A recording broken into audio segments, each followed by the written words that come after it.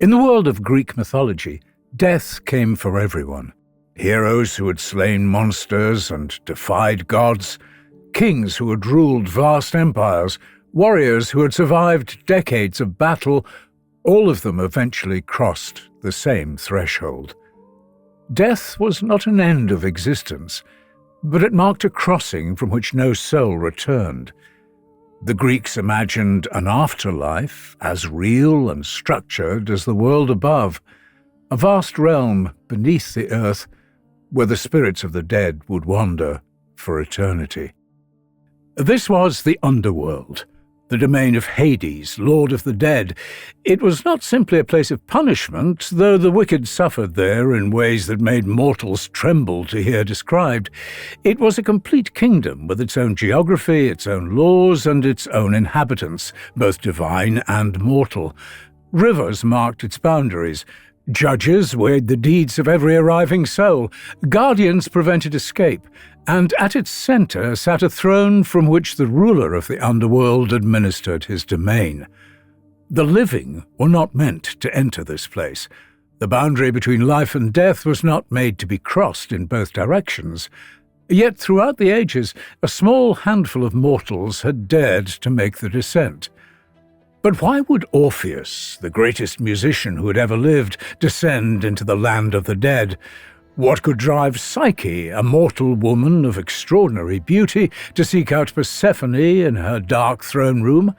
What arrogance led Theseus, slayer of the Minotaur, to believe he could kidnap the queen of the dead without consequence? And why did Odysseus, the cleverest of the Greeks, sail to the edge of the world to consult with spirits?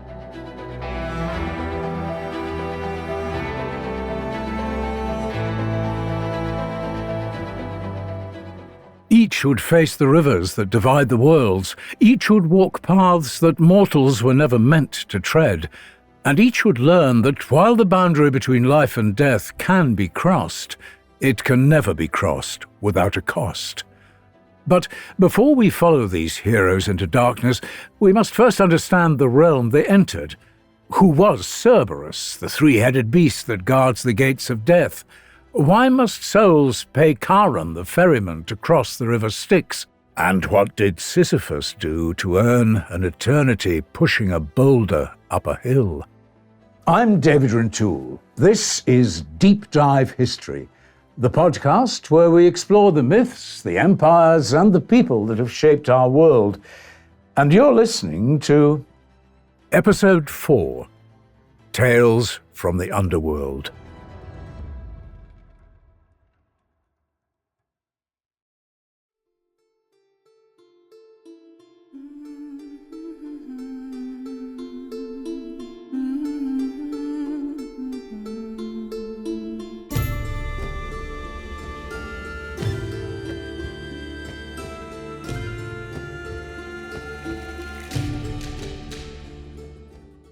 Chapter 1. Orpheus. Part 1. The Descent. Orpheus and Eurydice were married on a warm spring morning when the world seemed full of promise. He was the greatest musician in Greece, a son of the muse Calliope, and was gifted with a voice and skill on the lyre that was said to make the earth itself weep. She was a nymph, beautiful and gentle, who had fallen in love with his music before she ever saw his face. When they wed, even the gods sent their blessings. It should have been the beginning of a long and happy life together. Instead, it lasted for less than a day. That afternoon, as Eurydice walked through a meadow with her companions, celebrating her new marriage with dances and songs, she stepped near a snake hidden in the tall grass. It struck her ankle, and by the time her companions carried her back to Orpheus, the venom had already taken hold, her skin now pale and cold. She died in his arms as the sun was setting on their wedding day, her last words a whisper of his name. Orpheus's grief shattered the world around him. When he played his lyre to console himself, the music was so sorrowful that trees wept sap and rivers slowed in their courses. He wandered for days, refusing to eat or sleep, unable to accept that Eurydice, the love of his life, was truly gone. Other men might have resigned themselves to the loss. After some time had passed, they might have built a tomb, made offerings to the gods, and eventually moved on with their lives. But Orpheus was not other men. He made a decision that bordered on madness. He would journey to the underworld itself and bring Eurydice back to the realm of the living. Everyone told him it was impossible. The dead did not return. That was the fundamental law of existence, respected even by Zeus, the king of the gods. Heroes could descend to the underworld during their journeys, could consult the dead or retrieve objects, but they could never bring a soul back to life. Death was final. Death was permanent. Orpheus, however, did not care. Taking only his lyre, the instrument that had won Eurydice's affections, he began his journey to the underworld. If the immortals could be moved by his music, perhaps Hades could be charmed too. And so he travelled to the southern edge of Greece, to a place called Cape Tanarum, where the land fell away into rocky cliffs and dark caves. The locals spoke of it in whispers. This was one of the gates to the underworld, a place where the boundary between the living and the dead grew thin. Few dared approach it, but Orpheus, driven by love, walked straight into the cave's mouth and descended without hesitation.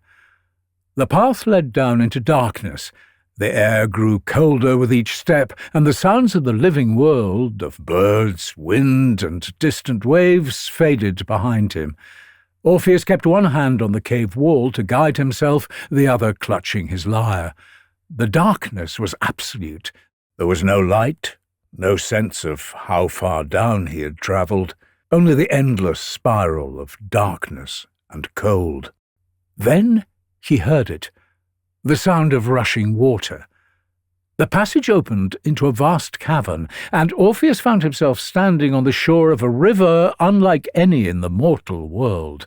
The water was black, not the clear darkness of deep water, but an absolute, lightless black that seemed to absorb what little illumination existed. A blanket of thick mist rose from its surface, obscuring the far shore. This was the river Styx.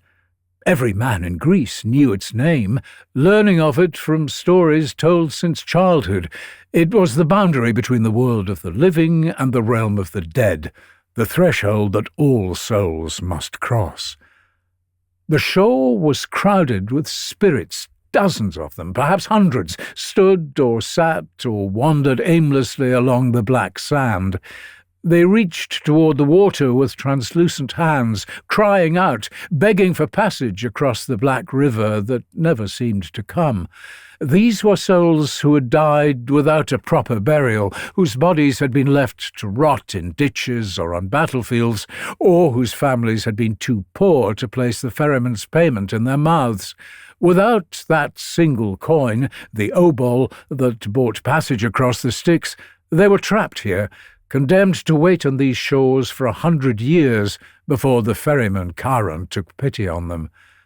Orpheus felt their desperation as he passed through them. He was alive. He did not belong here, yet he could walk freely whilst they remained trapped. On the shore ahead, barely visible through the mist and the press of waiting souls, a figure stood on a small boat. Charon was ancient beyond reckoning. His face was little more than skin stretched over bone, his eyes hollow pits that sunk into his skull. His body was draped in dark rags that might once have been a ferryman's cloak, but had long since rotted to tatters. He stood motionless in his boat, a long pole in his skeletal hands, watching Orpheus approach with the patience of a being that had tended these waters since the world began. "You do not belong here," Charon said, his voice is low, yet dry and empty. "The living do not cross the Styx." "But I must cross," Orpheus said. "My wife, she who is dearest to me, is on the other side. I have come to bring her back." "Many have wanted to bring back the dead," Charon said, his tone as flat and unchanging as it had been for millennia. "None have succeeded. The Styx is a boundary that works in one direction only. Souls cross on my boat, but they do not return." "You must take me across," Orpheus pleaded. "Please, I will give you whatever payment you ask." Charon turned his gaunt face toward him. "The dead pay with a coin placed under their tongue at burial. It is the price of passage. But you," he paused, "you have no coin, and even if you did, I do not ferry the living." Desperate to cross, and with no other means to persuade the ferryman, Orpheus drew the only weapon he possessed, his lyre. He unslung the instrument from his shoulder, its polished wood smooth beneath his fingers, and began to play. The music that poured from his instrument was unlike anything that had ever been heard in the underworld. It spoke of love and loss, of sunlight on spring mornings, of laughter and warmth, and all the beautiful things that existed in the world above. It spoke of Eurydice, of her smile and the brief joy they had shared together. The notes hung in the cold air, bringing warmth to where only shadow had dwelt. Around him, the lost souls waiting on the shore stopped their aimless wandering and turned towards him. A few of the spirits, so faded they were barely visible, seemed almost to smile, as if remembering what joy had felt like when they were alive. As Orpheus played, the ferryman tilted his head slightly, as if hearing something he had long forgotten. The music washed over the dark shore, and for a brief moment the endless grey of the underworld seemed less absolute. When the last note died away, Charon set his pole against the riverbank. The boat scraped forward through the black water until it touched the shore at Orpheus's feet. "I have ferried souls for longer than mortals have kept count of time," Charon said. "Never in all those ages has anyone brought music to this shore. Step into the boat, living man. I will take you across, but know this. The living do not belong in the realm of death. What you seek to do has never been done. The Lord Hades does not give up his subjects." Charon pushed off from the shore with his long pole, and the black water of the Styx closed around them as the vessel glided into the darkness. Orpheus was not alone on the crossing. Several shades sat on the wooden benches, their forms barely more substantial than smoke. Their eyes stared at nothing. They did not speak, did not move, already beginning the slow fade that awaited all souls in the underworld. Orpheus looked at them and felt cold dread settle in his chest.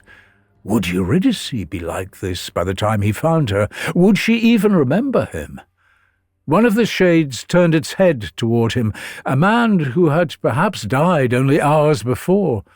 Unlike the others, some awareness still lingered in his face. He noticed Orpheus staring at the dark water and spoke, his voice barely more than a whisper. "The Styx," the shade said. "It circles the underworld 9 times, marking the boundary between the living and the dead. The gods swear their most binding oaths upon its waters. To break such an oath brings suffering, even for the immortals." "Are there other rivers?"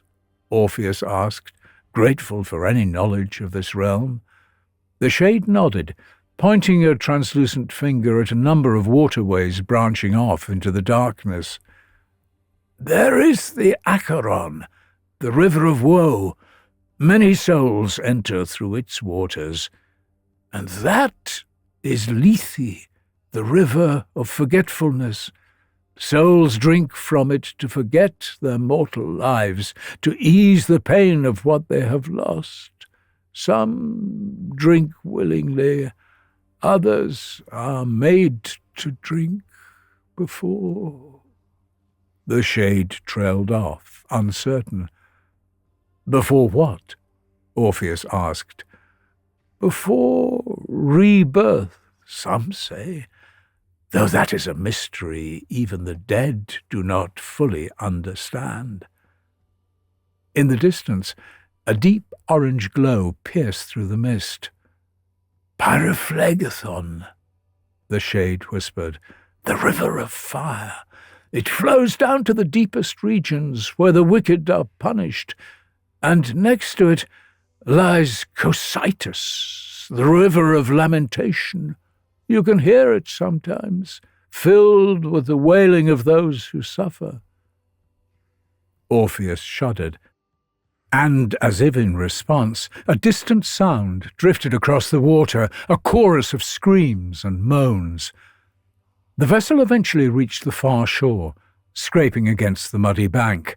Charon gestured with his pole for Orpheus to disembark. The ferryman said nothing more, already turning back toward the opposite shore where more souls would be waiting. His duty was eternal, and the music had earned Orpheus this one crossing, nothing more. Orpheus stepped onto the bank and turned to face what lay ahead. The shore of the Styx gave way to a broad plain, shrouded in perpetual twilight. There was no sun here, no moon, no stars, just a dim grey light that seemed to come from nowhere and everywhere at once. The landscape was colourless, all blacks and greys, and utterly silent, except for the shuffle of countless shades making their way inland. And there, blocking the path forward, was Cerberus. The hound of Hades was enormous, its 3 heads rising twice the height of a man, each head turned independently, watching the arriving souls with eyes that burned a dull red. Rows of teeth lined its jaws, while its claws left deep grooves in the stone with every step. At its back, a serpent's tail lashed through the air, and smaller snakes writhed through its dark fur. Cerberus had guarded these gates since the beginning of the Underworld, and his purpose was simple: to prevent the living from entering, and, more importantly, to prevent the dead from leaving. He was the ultimate guardian, ensuring that every soul remained where it belonged. Anyone who tried to pass without permission would find themselves torn apart by 3 sets of jaws, their remains scattered across the floor, and their souls lost for eternity. The shades walked past the beast without fear.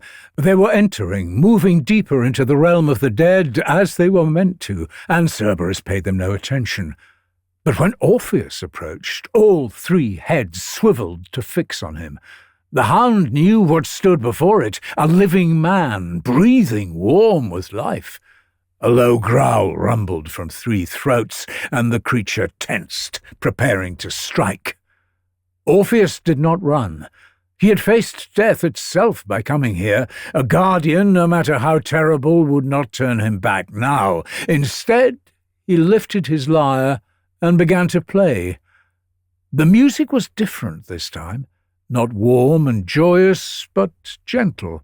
A lullaby, the kind a mother might sing to comfort a frightened child. It spoke of peace and rest, of safety and warmth, and the sweet pleasures of sleep. The notes drifted across the grey landscape, wrapping around Cerberus like a soft blanket. The growling stopped. The massive heads tilted, listening. Then something impossible happened. The 3-headed monster that guarded the gates of death lay down. The red glow faded from all of its eyes. One head yawned, showing all its terrible teeth. Another lowered itself to rest onto enormous paws. The third kept watching Orpheus with a gaze more curious than threatening, until it too began to lower. Orpheus walked forward slowly, still playing, until he stood directly before the beast. He reached out carefully and placed a hand on one of the great heads, the fur coarse and warm. At his touch, Cerberus made a sound close to a whimper, like a dog having a pleasant dream. "Good boy," Orpheus whispered calmly. "Sleep? I mean you no harm." With Cerberus asleep, Orpheus walked past the guardian, leaving the gates behind as he entered the land of the dead. The path led deeper, and Orpheus followed it into the grey fields where all souls eventually dwelt. The landscape was barren, no trees, no grass, or any sign of life or growth. Just empty earth, stretching endlessly in all directions under that sourceless grey light. These were the Asphodel Meadows, the place where most of the dead spent eternity. It was neither punishment nor reward, just existence. The souls here were not tortured or blessed. They simply were, fading slowly over centuries until nothing remained but the faintest echo of the person they had once been. Orpheus looked at them and felt despair creeping into his heart. Somewhere in this vast grey expanse was Eurydice. He had to find her. He had come too far to fail now. Walking among them, he searched every face he could make out, calling Eurydice's name into the silence. But no one answered. The shades continued their endless wandering, and the meadows stretched on without end.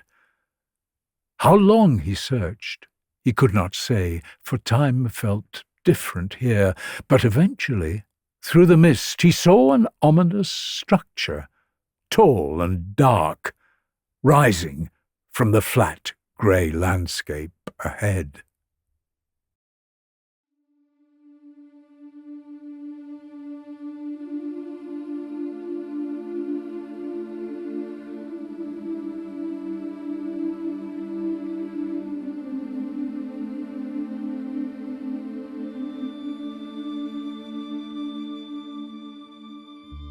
Part 2.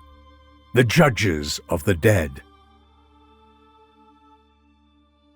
Orpheus continued down the path until he reached a vast plaza.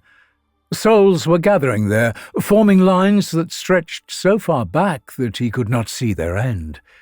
At the far end of the plaza, 3 thrones sat upon a raised platform, and on those thrones sat 3 figures, the Judges of the Dead. Orpheus had heard of them, as all Greeks had: Minos, Rhadamanthus, and Aeacus, 3 men who had been kings in life, renowned for their wisdom and justice. When they died, the gods had appointed them to this task, weighing the deeds of every soul that entered the Underworld to determine where each would spend eternity. Minos sat in the centre, the eldest and most famous of the 3. He had been king of Crete, the man who had kept the Minotaur imprisoned in the labyrinth beneath his palace. So just had he been in life that even Zeus had respected his judgments, though his own household had been touched by tragedy. His spirit retained the bearing of kingship, upright and stern, his gaze unwavering despite death. He had a golden staff, the symbol of his authority, and his word was final in any dispute. To his right sat Rhadamanthus, who had ruled the Cyclades and established laws across the Aegean islands. In death he judged the souls from Asia and all lands that lay to the east. He was quieter than Minos, more contemplative, but no less thorough in his assessments. Where Minos pronounced judgment with swift authority, Rhadamanthus weighed every detail before delivering his verdict. To Minos's left was Aeacus, who had been king of Aegina, known for his piety and his fairness. He judged the souls from Europe and the western lands. He kept the records and maintained the lists of the dead, ensuring that no soul was overlooked or misjudged. His role was as much administrative as judicial, but his voice carried equal weight when the 3 deliberated.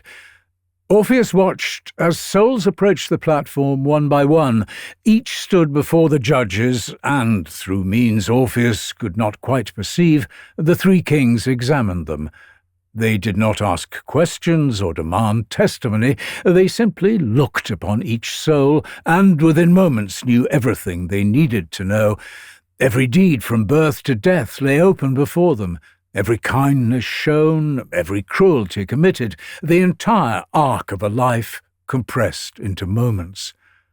Orpheus saw a woman step forward, her spirit still bearing the features she had worn in life, a trader's wife perhaps, or a craftsman's mother. The judges regarded her in silence for a moment. Then Minos spoke. "The Asphodel Meadows," he declared. Guards, themselves spirits, but bound to service in the underworld, gestured for the woman to follow a path that led away to the left, into the grey expanse that stretched endlessly beyond the plaza. She went without protest, without emotion, already beginning to fade into the listless existence that awaited her. Another soul approached, a young man who had died in battle. His shade still bore the wound that had killed him, a spear thrust through the chest. The judges studied him with more care. "He fought with honour," Rhadamanthus said, "defended his city, showed courage in the face of certain death." "But he was no hero," Iacchus added, consulting his records. "No great deeds, no exceptional virtue. A good man, a brave soldier, but—" "The Asphodel Meadows," Minos concluded. The same verdict, the same path to the left. The young warrior followed it without complaint, disappearing into the grey like the woman before him. More souls came forward, more judgments were rendered, and Orpheus began to understand. Most of the dead went to the Asphodel Meadows, not as punishment, but simply because they had been ordinary. They had not been exceptionally virtuous or exceptionally wicked. They had lived, and now they were dead, and eternity would be spent in that grey, purposeless wandering he had witnessed on the path. Then a different verdict came. A man stepped forward, and the moment the judges looked at him, their expressions darkened with disgust. Even in death, there was something unnerving about him.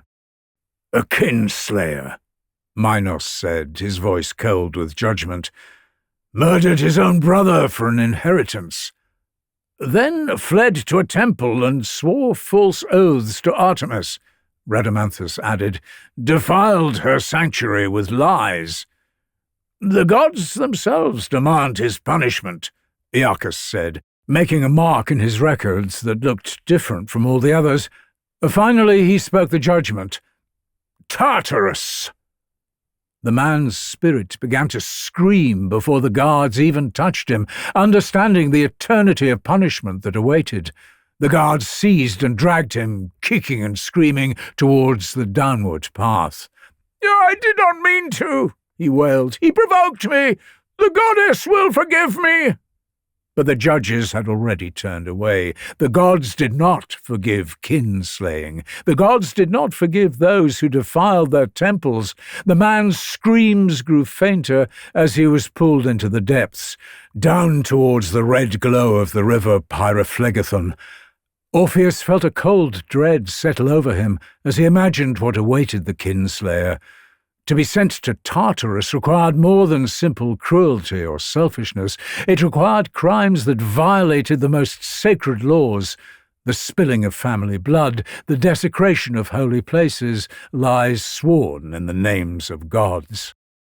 The line continued. Dozens more souls approached and were sent to the Asphodel Meadows. A thief, a prince, a woman who had spent her days caring for the sick, all of them went to the grey. Then, after what felt like hundreds of judgments, a new verdict came, one Orpheus had not yet heard. A warrior approached, and even as a spirit he moved with confidence. His form was more solid than the others, his features clearer.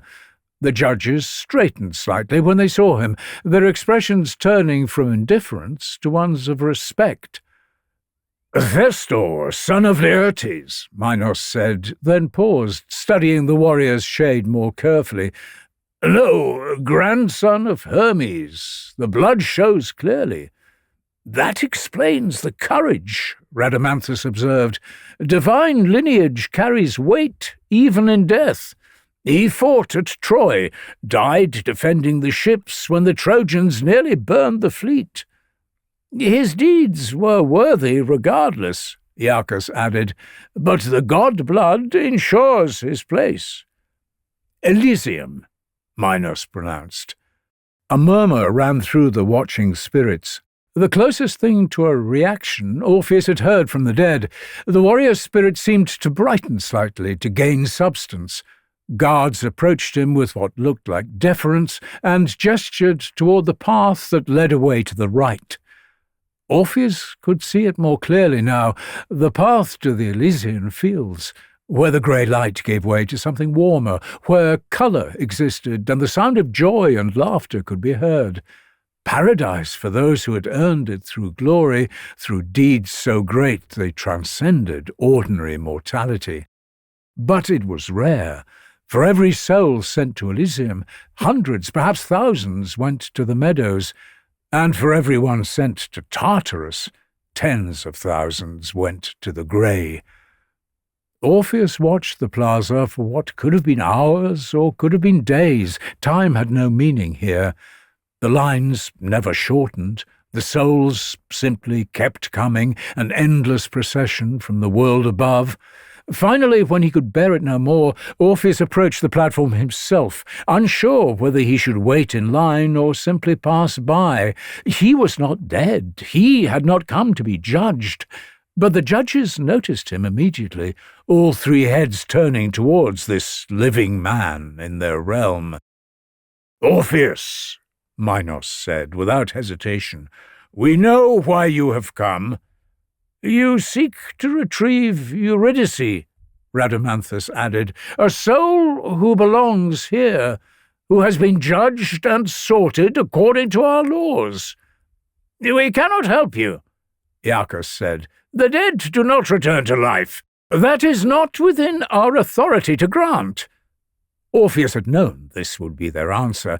"I seek only permission to pass," he said, "to present my case before Hades himself.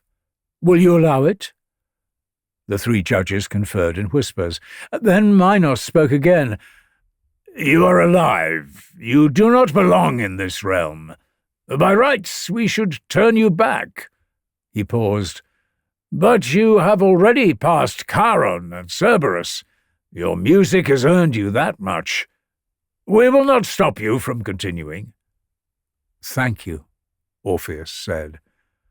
Rhadamanthus gestured to one of the spirits standing near the platform, not a newly dead soul, but one who had been in the Underworld for a very long time.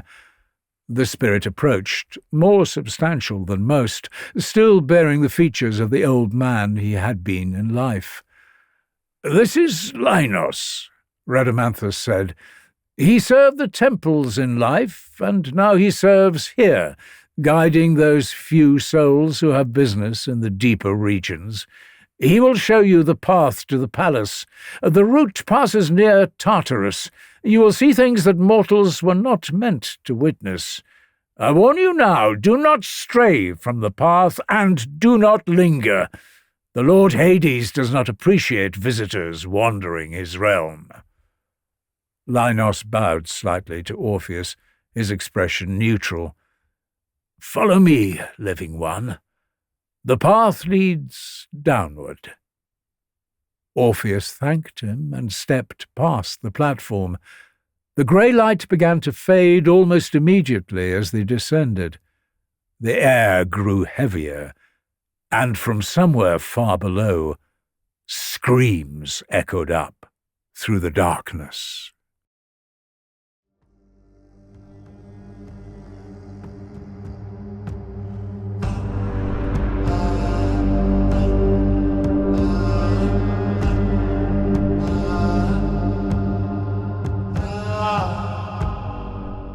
Part 3.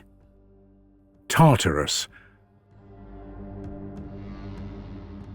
The path continued downward, twisting deeper into the underworld.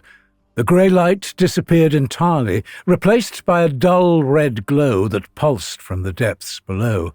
The air became thick and hot, harder to draw into his lungs, though Orpheus suspected breathing was more habit than necessity here. "The path to the throne passes near Tartarus," Linos said, "the deepest pit of the Underworld. When Zeus overthrew his father Cronus and the Titans who ruled before the Olympians, he cast them down into this pit, sealing them behind bronze walls and adamantine gates. Now mortal souls who have committed unforgivable crimes share their prison." "I saw someone dragged down here earlier," Orpheus remarked. "The kinslayer." "Yes," Linos affirmed. "He will suffer for eternity, or until the gods decide otherwise. But the gods rarely change their minds about such things." The guide glanced back at Orpheus. "What you're about to see, living one, are the punishments reserved for those who committed crimes so terrible that even death does not end their suffering. These are those who defied the gods themselves. Take care not to look too long, for such sights can break even the strongest of minds." The path spiraled deeper.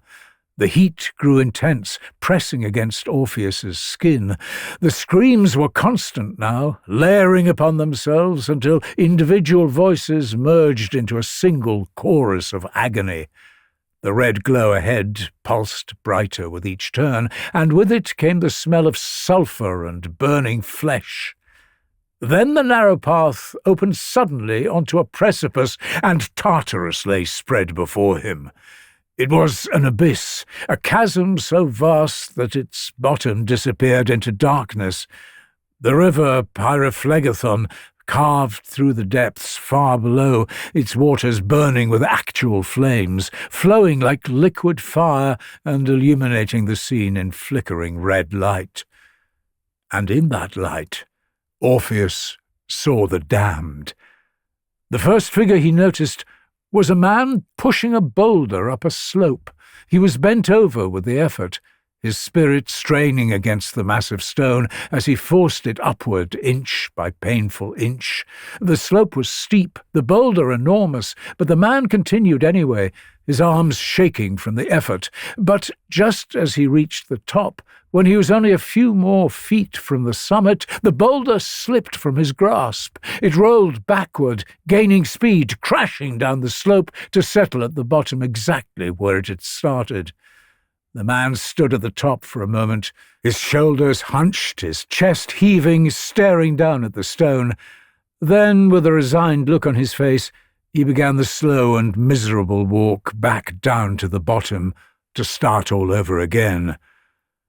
"That is Sisyphus," Linos said quietly, "the king of Corinth, perhaps the cleverest mortal who ever lived, and the most arrogant because of it." "What did he do?"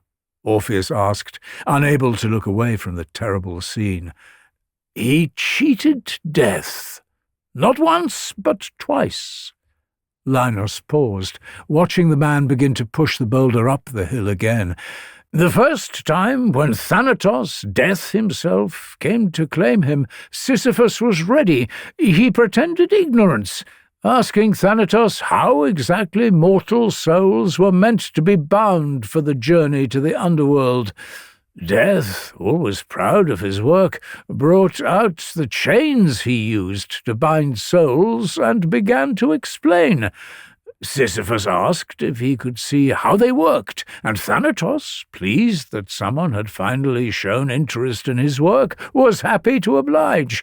However, the moment Death demonstrated by wrapping the chains around himself, Sisyphus seized him and bound the chains tight, locking him within. "He imprisoned Death?" Orpheus asked in amazement. Linos nodded. "For a considerable time. No one could die while Thanatos remained captive. Warriors were cut down in battle but rose again. The sick lingered in agony but could not pass. The natural order was broken. Ares, the god of war, grew furious. He came to Corinth himself, freed Thanatos, and dragged Sisyphus down to the underworld. "But you said twice," Orpheus asked, confused. "Surely he could not escape once brought down here." "Ah!" Linos exclaimed. "You would think so. But when Sisyphus arrived here, he had one more trick prepared. Before he died, he had instructed his wife not to perform the proper funeral rites. No burial, no offerings, nothing. When he stood before Persephone, queen of the dead, he complained that his wife had dishonored him, leaving his body to rot without ceremony. He begged to be allowed to return to the living world for just 3 days to scold her and ensure proper rites were performed. Persephone, kind as always, granted what appeared to be a reasonable request." "And he never came back," Orpheus said, understanding before he was told. "Exactly." Linos smiled, clearly happy to have someone to tell his stories to after centuries of servitude. "He lived for many more years in the mortal realm, laughing at the gods, boasting of how he had tricked both Death and the queen of the underworld. Finally, Hermes was sent to retrieve him personally. The messenger god dragged Sisyphus's soul down here and delivered him directly to Hades." Linos gestured to the slope. "The punishment was decided then. Sisyphus had spent his life trying to escape death, trying to climb above his mortal station through cleverness. Now he pushes a boulder up a slope for eternity. Every time he nears the summit, every time success seems within reach, the boulder rolls back down. He knows it will happen. He has known for centuries, but he must keep trying regardless." Orpheus felt pity as he saw the boulder roll down yet again. To know that your task would never end, that success was impossible, and yet to be compelled to keep trying, it was worse than any physical torture. "Come," Linos said. "There are others." They moved along the path, and Orpheus saw another figure. This one stood in a pool of water that reached his waist. Above him hung branches heavy with fruit, apples, pears, and figs, all ripe and perfect. Yet, despite the abundance of fruit hanging above him and the body of water below him, his body was skeletal, wasted away by starvation, and his lips were cracked and bleeding as if he had been parched for decades. Orpheus was confused until he saw the man reach up to the branches. As his fingers neared the fruit, just a hair's width from touching, the branches lifted higher, pulling just out of reach. He tried again, stretching as far as he could, but the fruit remained tantalizingly beyond his grasp. Then he bent to drink from the pool, but as his lips were about to touch the water's surface, the pool receded, draining away until he stood on dry ground. When he straightened, the water returned, filling the pool once more, always present, but never accessible. The man looked as if he would weep, but his body had no water to spare for tears. It was a sight so pitiable that Orpheus had to look away. "That is Tantalus," Linos said, "the king of Lydia, a son of Zeus himself, which made his crime all the more unforgivable." "What did he do?" Orpheus asked. "He murdered his own son," Linos replied, a look of disgust on his face.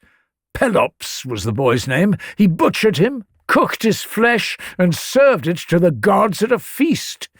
He wanted to know if the gods could truly see all things, testing if they could tell the difference between mortal meat and animal flesh.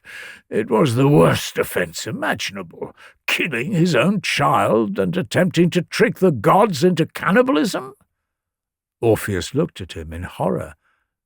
Did they eat it?" Linos nodded grimly. "Demeter, grieving after she had lost Persephone, took a bite before realizing. The others knew immediately what he had done. They were— Linus paused, searching for words. The gods' fury was absolute. They restored Pelops to life, but Tantalus, he stands there forever, with food and water always present but never in reach. He is eternally hungry, eternally thirsty, with relief perpetually denied. We call it tantalizing now, to be tormented by something just beyond reach. That word comes from his suffering. Orpheus watched, as Tantalus tried once more to grab the fruit, the same desperate motion he had surely made 1,000,000 times by now, knowing it would fail, but unable to stop himself from trying. The word suffering seemed insufficient for what he endured. They continued walking, and Orpheus saw more figures in the pit below.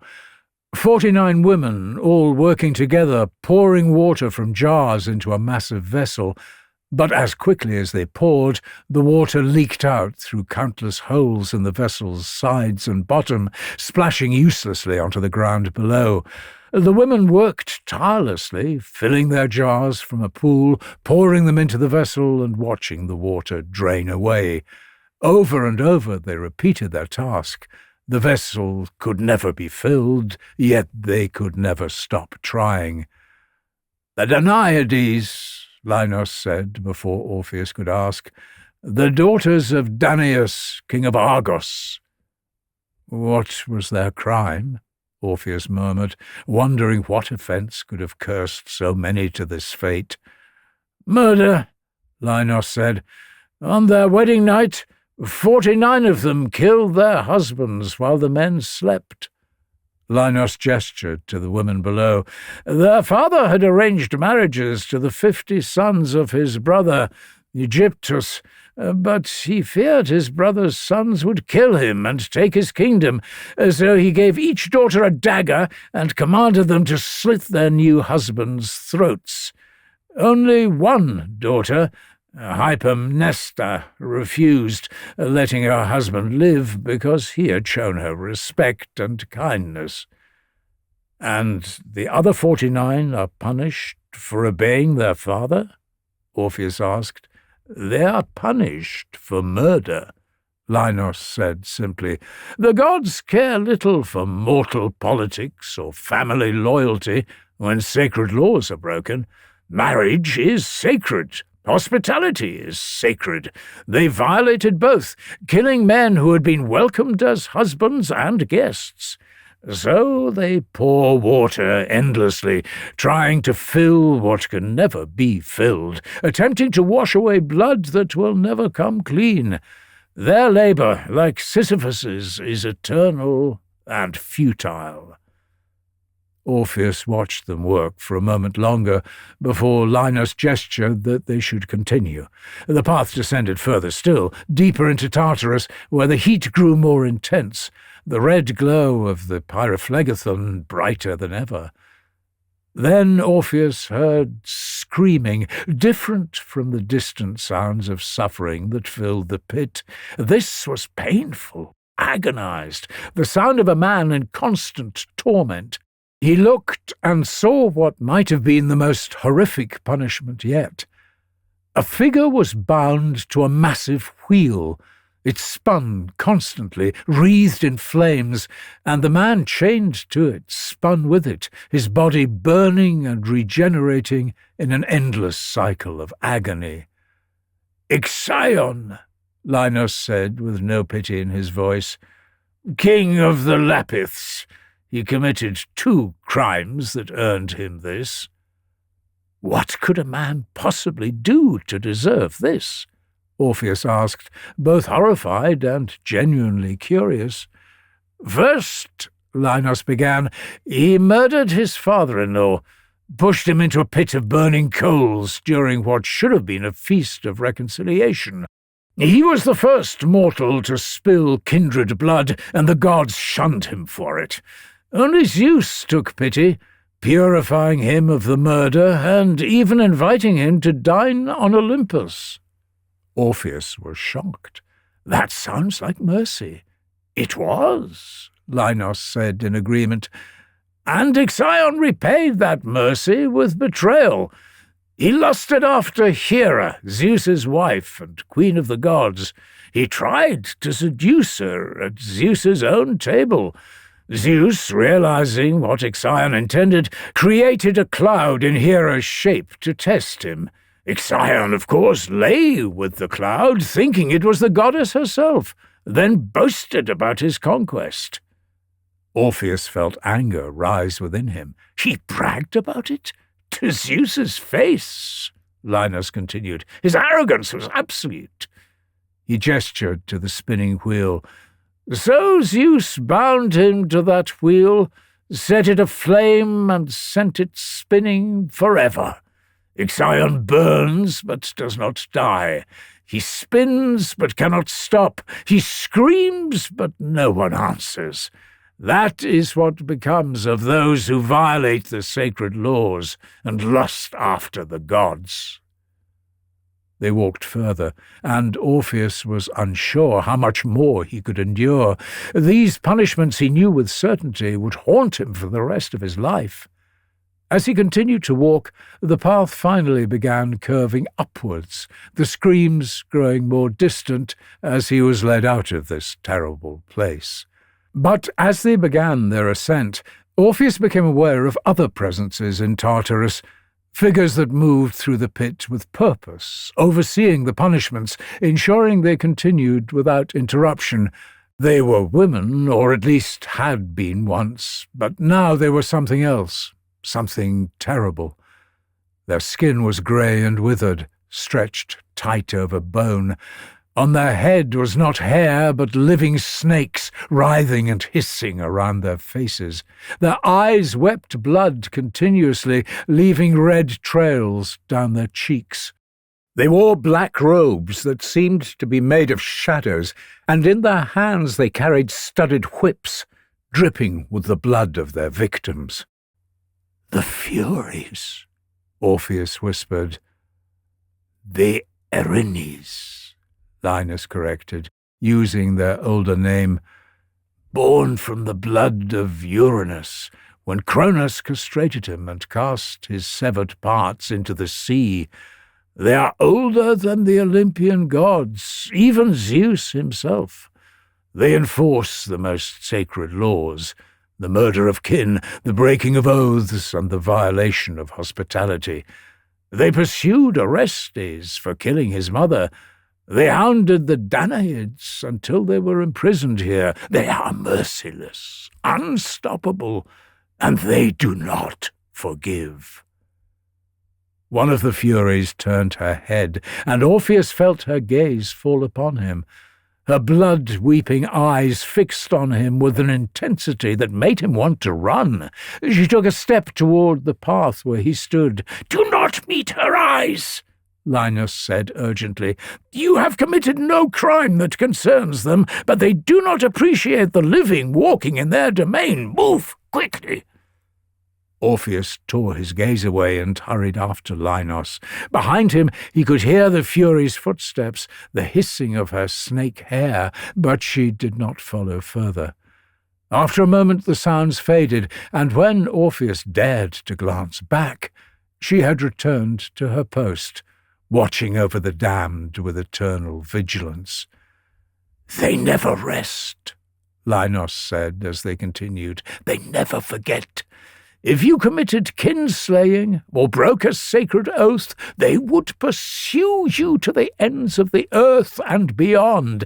Even the gods fear them, because they enforce laws older than Olympus itself." The path continued to ascend, and gradually the red glow of Tartarus faded behind them. The screams grew fainter. The air became less oppressive. They had passed through the realm of punishment and were moving towards something else, towards the center, towards Hades himself. "You have seen what awaits those who defy the gods," Linos said. "Remember that when you stand before Hades. He is not cruel, but he is absolute. The laws of death are not negotiable. What you ask for has never been granted. Perhaps seeing these punishments will help you understand why." Orpheus said nothing. His mind was full of images he knew would haunt him forever. Sisyphus and his boulder, Ixion burning on the wheel, these were the consequences of defying the natural order, of breaking the laws that governed existence. And he was about to ask Hades to do exactly that, to break the greatest law of all, the one that governed the dead.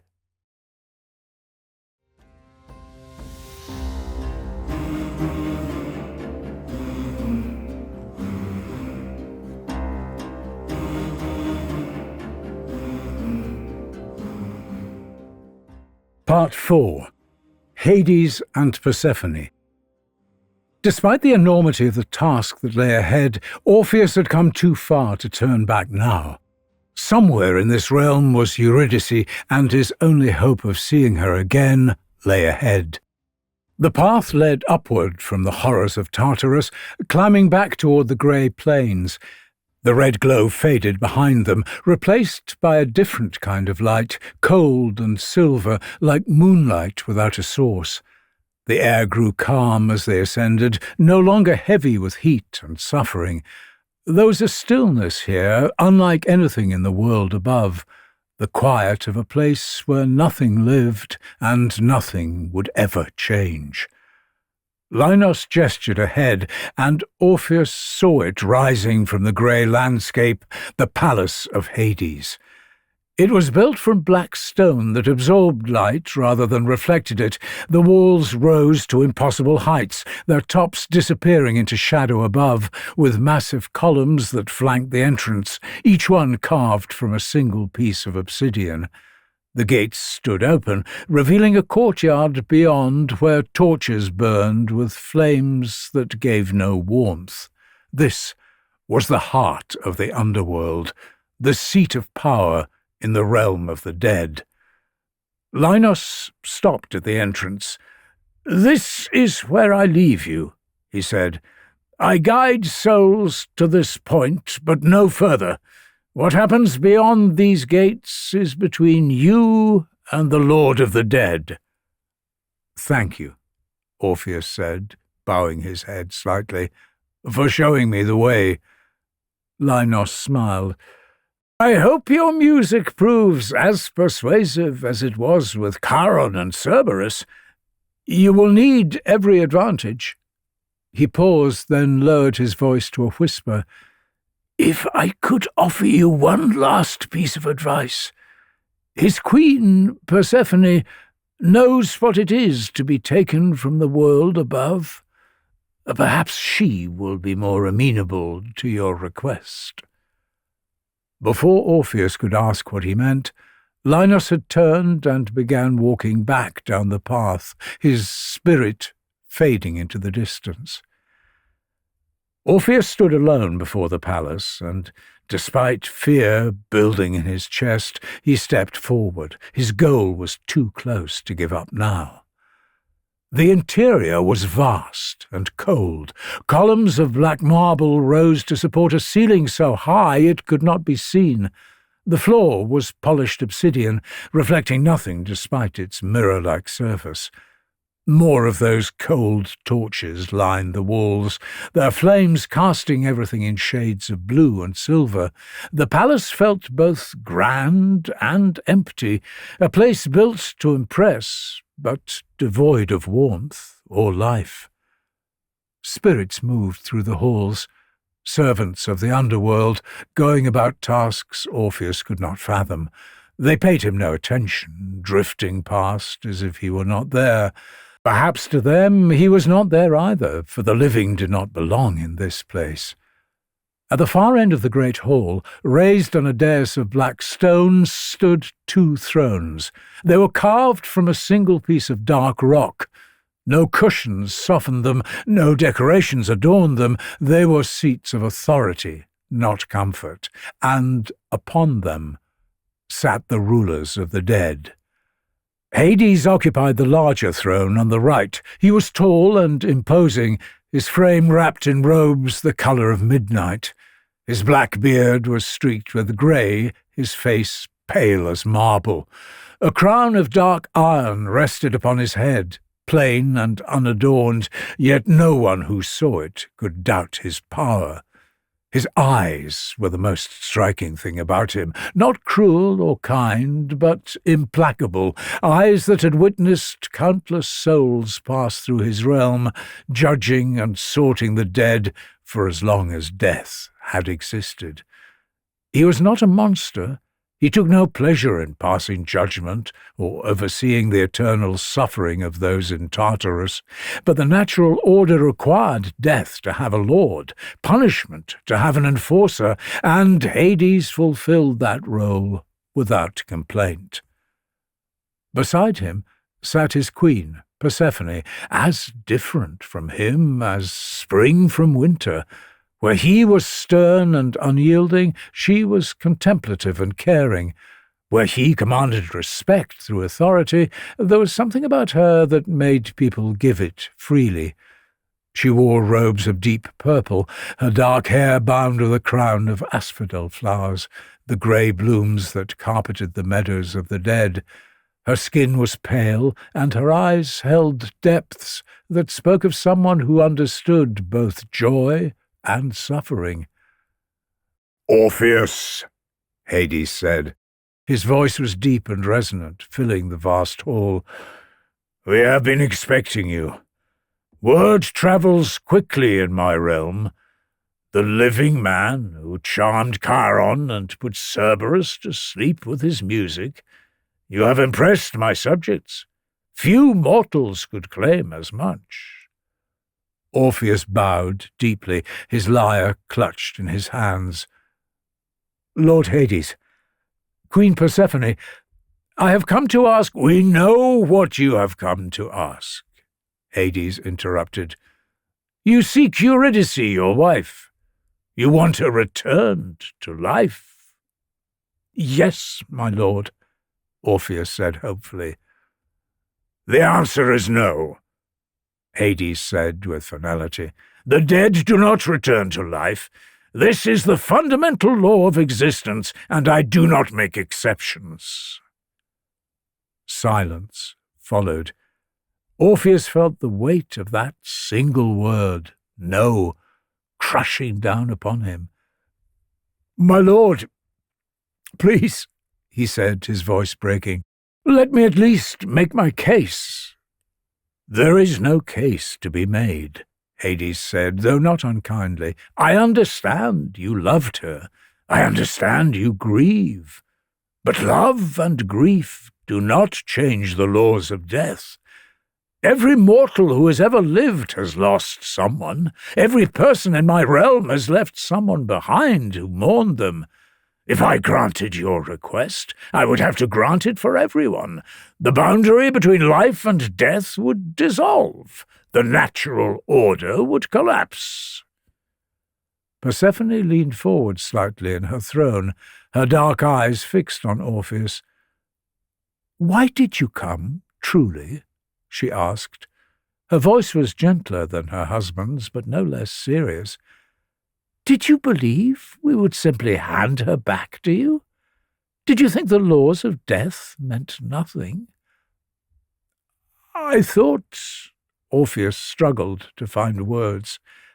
"I thought that if I could reach you, if I could show you what we had, what we lost, that you might understand, that maybe just once love could be enough." "Love is never enough," Hades said. "Love does not stop death. It simply makes the loss more painful." "Then what is the point?" Orpheus said, and he heard anger creeping into his voice, despite knowing he stood before a god. "What is the point of loving anyone if it all ends here? If everyone we care about becomes one of those lost spirits wandering grey fields and slowly losing every piece of themselves until there is nothing left? If this," He gestured at the cold palace, the empty halls. "Is all that waits? Why love at all?" Silence fell in the throne room. Hades regarded Orpheus with an unreadable expression, and for a moment the musician thought he had gone too far. Then Persephone spoke. "Because the alternative is to live without love," she said quietly, "and that is worse than any death." She looked at her husband, and something passed between them, so subtle that Orpheus almost missed it. "I know something of being taken from the world I loved, of leaving behind the ones who loved me above all else." Orpheus remembered what Linos had hinted at, and suddenly he wanted to know, "What happened to you, my lady? How did you become Queen of the Dead?" Hades' expression darkened, but Persephone raised a hand to forestall whatever he might have said. "I will tell you," she said, "because my story is one of loss as well, and perhaps you will understand that I know what you carry." She settled back in her throne, her eyes distant, remembering a long time ago. "I was not always Persephone. Once I was simply Kori, the maiden. I was the daughter of Demeter, goddess of the harvest, and I lived in eternal spring.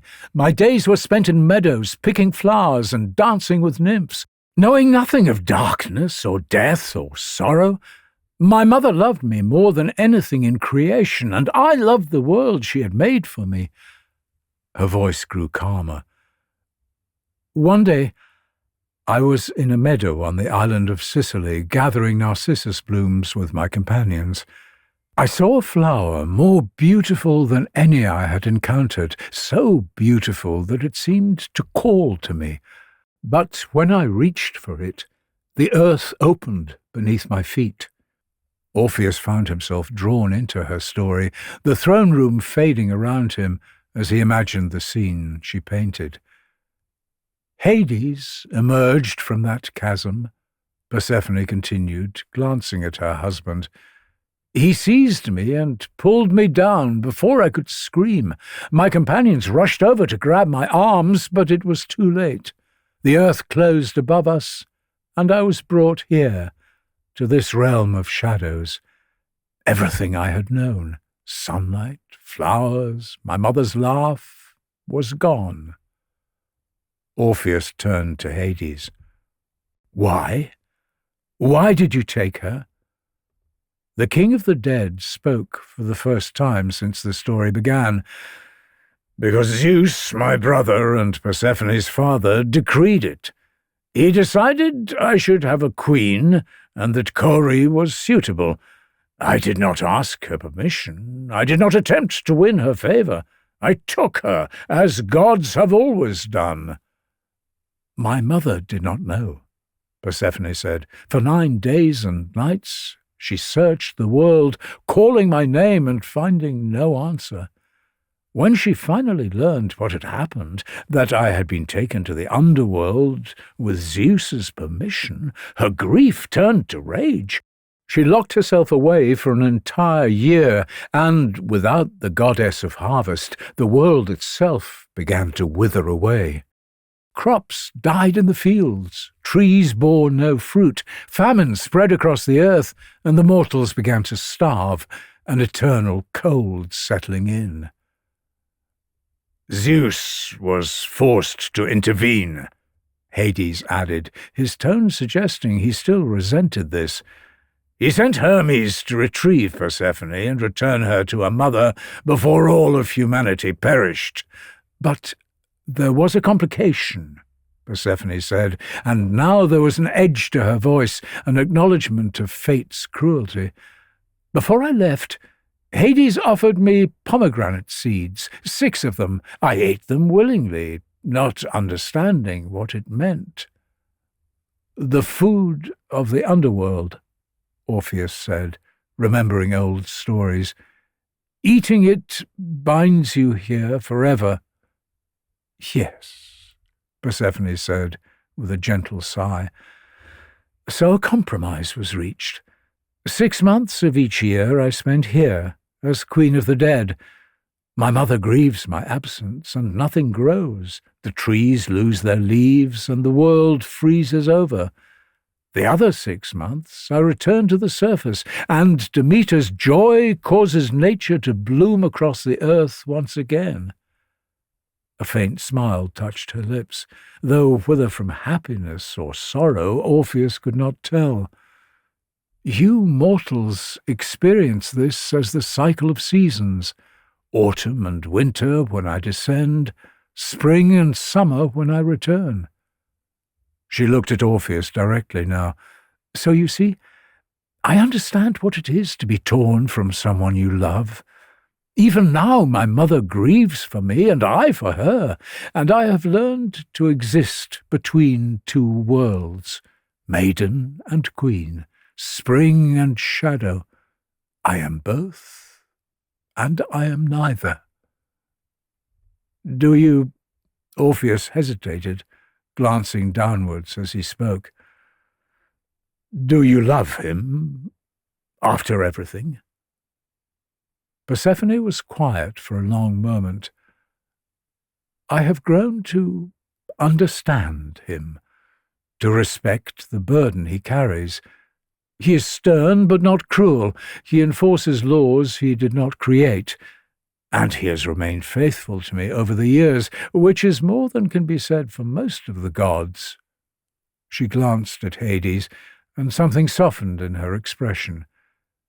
It is not the love I might have chosen, but it is the love I have. Hades looked uncomfortable with this discussion of emotion, but he did not contradict his wife. Why are you telling me this? Orpheus asked. Because, Persephone said, you need to understand that love takes many forms, and sometimes it means accepting what cannot be changed. She paused. But sometimes, very rarely, the unchangeable can bend, just a little. Persephone then turned and looked directly at her husband, her voice soft and mellow. I would like to hear his music, the music that charmed the ferryman, that lulled fearsome Cerberus to sleep. Then we will decide. Hades contemplated the thought for a few agonizing moments. Finally, the Lord of the Dead nodded. Play, he commanded, and we will listen. Orpheus lifted his lyre, his heart racing. Everything he had been through had come down to this very moment. He had descended past monsters and witnessed the torments of the damned. He stood before the rulers of death itself, and all he had was his music, his love, and his grief. Then he began to play. The first notes were soft, almost tentative, as if testing whether sound could exist in this place of eternal silence. Then the melody grew, filling the throne room with something that had not been heard here during the countless centuries of its existence, the music of life, vibrant and warm, utterly foreign to this realm of shadows. Orpheus sang of the first time he saw Eurydice, how she had been dancing in a meadow, how her laughter carried on the wind, and how a part of him had known, even in those first moments, that she was the one he had been searching for all his life. Next, he sang of their wedding day, the flowers in her hair, the feeling of her hand in his, and the brief, fleeting moment when everything had been right with the world. Then the melody shifted to something darker. He sang of the snake, of the scream that had shattered his happiness forever. He sang of the emptiness that followed, how food had no taste, how sunlight brought no warmth, how the world itself seemed to have lost all colour and meaning. His voice broke as he sang of loving someone so completely that their absence carved a wound that would never heal. And finally he sang of what he had come to ask, for a chance. For a chance to have one more sunrise with her beside him, to have a final embrace with the one he loved. When the last note faded, Orpheus slowly lowered his lyre. He felt emptied, as if he had poured everything he was into the music. His face was wet with tears, despite not realizing he was crying. The throne room was utterly silent. Then he heard a sound that seemed impossible in this place. The sound of weeping. Persephone's face was streaked with tears, which she made no attempt to hide. She understood. Every word he had sung, every note he had played, she had felt it all, because she knew what it was to lose the world you loved, to be separated from the person who mattered most. Even Hades looked changed by what he had just heard. No tears ran down his cheeks. Orpheus was not sure he was even capable of that, but his stern expression had softened, his gaze distant, as if he was remembering something from long ago. "No one has ever played music so beautiful in my halls," Hades said finally, his voice quiet. "No one has ever made my queen weep. No one has ever reminded me of what it means to feel." He looked at Persephone, and she looked back at him. No words were needed. They both understood what the answer would be. Hades turned back to the musician standing before him. "What you ask violates the fundamental law of existence. If I grant your request, I set a precedent that could unravel everything. However," Hades paused, and Orpheus felt his heart stop, "your music has moved even us. So I will make you an offer, a bargain. One chance and one chance only." "Anything," Orpheus said immediately. "I will agree to anything." "Eurydice will follow you back to the world above," Hades stated. "She will walk behind you as you return through my realm, back past Cerberus and across the Styx. But you must not look at her, not once. Not until you both stand in the sunlight of the living world. If you turn, if you look back even for a moment and catch a glimpse of her before you're both fully in the light, she will return back to my realm forever." Orpheus felt ice in his veins. "I cannot see her, cannot confirm she is there." "Those are the terms," Hades declared. "You must trust. You must have faith. You must walk forward without looking back, believing that she follows. This is not a journey you can make with certainty, only with hope." Persephone leaned forward. "Orpheus, this is the only chance you will ever have. My husband does not bend. He does not make exceptions. He has given you more than you could possibly imagine. Do not waste it." The terms were cruel, designed to test him, to force him to choose between love and certainty, but they were also the only terms he had been given. "I accept," he said. "I will not look back." Hades nodded once, and guards disappeared into the shadows behind the thrones. "Face the doorway, and do not move until I tell you." Orpheus turned himself slowly, his back now facing to where Eurydice would be brought. He stared at the doorway ahead, forcing himself not to look back, even though every muscle in his body screamed to turn around. He waited for what felt like an eternity, until finally Hades spoke. "She is there, behind you. Now walk through that doorway, and do not look back until you are both standing in the sunlight." Orpheus stood and immediately called out to her. He strained to hear any sound, footsteps, breathing, anything, but there was only silence. "Eurydice?" he called out softly, but there was only silence. "Eurydice, it is me. I have come for you. Can you hear me?" Nothing. Not a word, not a sound. She was a spirit now.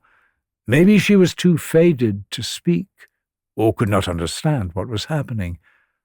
Or perhaps she was not there at all, and this was some cruel test. He would never know. Not until they reached the surface. Orpheus took in a deep breath and then began walking. Hope now, the only thing driving him forward.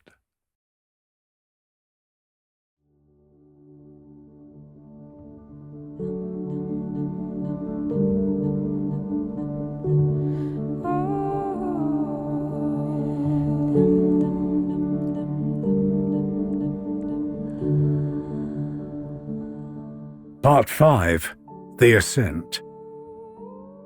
As Orpheus walked through the palace gates, the grey landscape of the underworld stretched out before him. However, the journey felt different now. When he had descended, he had been driven by determination, but now he walked with nothing but uncertainty, every step testing his resolve. It was not long before he descended into Tartarus again, the world turning red around him as he passed into its depths. He walked by Ixion on his burning wheel, and the Danaïdes endlessly filling the broken vessel. He saw Tantalus reach desperately for the fruit above his head, and Sisyphus release the boulder as he neared the summit. But the tortured spirits did not affect him as they had before. His mind was elsewhere, thinking only of the wife he hoped and prayed was truly behind him. What if she had stumbled? What if the path near Tartarus had frightened her and she had stopped, too afraid to continue? He was desperate for the answers he could not have, with his only choice to continue forward. Soon the red glow of Tartarus faded behind him. The path began to curve upward, leading back towards the upper regions of the underworld. It led past the platform where the judges sat. Minos, Rhadamanthus, and Iacchus watched him pass, their expressions unreadable. Linus stood near the platform, the old spirit who had guided him down. Their eyes met briefly, and Orpheus searched his face desperately for some sign, a nod or a smile that could confirm that Eurydice was behind him. But Linos's expression remained neutral, giving nothing away. Orpheus felt anger flare within him, but it quickly subsided. It was likely that Linos feared punishment if he interfered with Hades's bargain, wanting to avoid anything that might add him to the ranks of tortured spirits in Tartarus below. As he passed back through the endless grey of the asphodel meadows, the doubt became crippling. Every moment of silence chipped away at his faith, the temptation to turn around growing with each step. "Eurydice," he whispered, unable to stop himself. "Are you still there? Please give me some sign, anything." Silence answered him, complete and absolute silence. Finally, after what could have been hours or days, the sound of rushing water reached his ears. The river Styx lay ahead, the journey nearly complete. Passing back through the underworld's massive gates, Orpheus found Cerberus lying where he had left him, the three-headed guardian lightly snoring as he passed. Finally, he saw Charon standing in his boat, exactly as before. "Orpheus, welcome back," he said. "Truth be told, I had not expected to see you again, but Lord Hades has commanded that I ferry you back across, and so I shall." Orpheus stepped into the boat carefully, positioning himself to face forward. Then Charon pushed off from the shore with his long pole, and the black waters of the Styx closed around them. The crossing felt endless. The boat was small, and he knew Eurydice would be right behind him, close enough to touch, the temptation to reach back almost too much to bear. When they finally reached the far shore, Charon spoke one last time. "The living world lies ahead, Orpheus. But remember, one glance backward, and she remains with me forever." Orpheus climbed out and began walking again, not much further now, just up this path, through the cave and back to the surface. Then he could turn and finally have certainty. Before long, the darkness began to lessen. He could see the walls of the cave now, able to make out details in the stone. The air changed, no longer so cold, and he could see the first rays of sunlight filtering into the cave. It was almost blinding after so long in the darkness below, but Orpheus kept pressing forward, desperate to reach the surface, to finally know. His heart was pounding, his breath came in gasps. He was almost there, just a bit further, just a few more steps. He reached the cave entrance and stopped.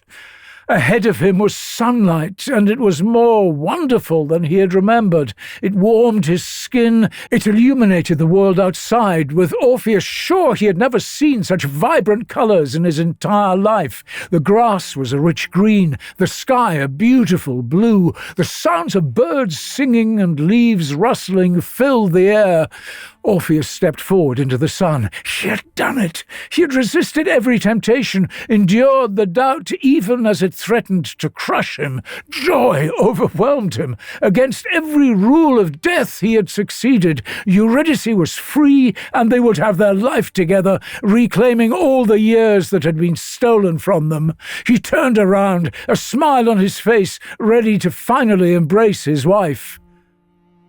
And then he saw her, standing just behind him, more beautiful than he remembered. Relief flooded through him. Hades had been telling the truth after all. His faith had been rewarded.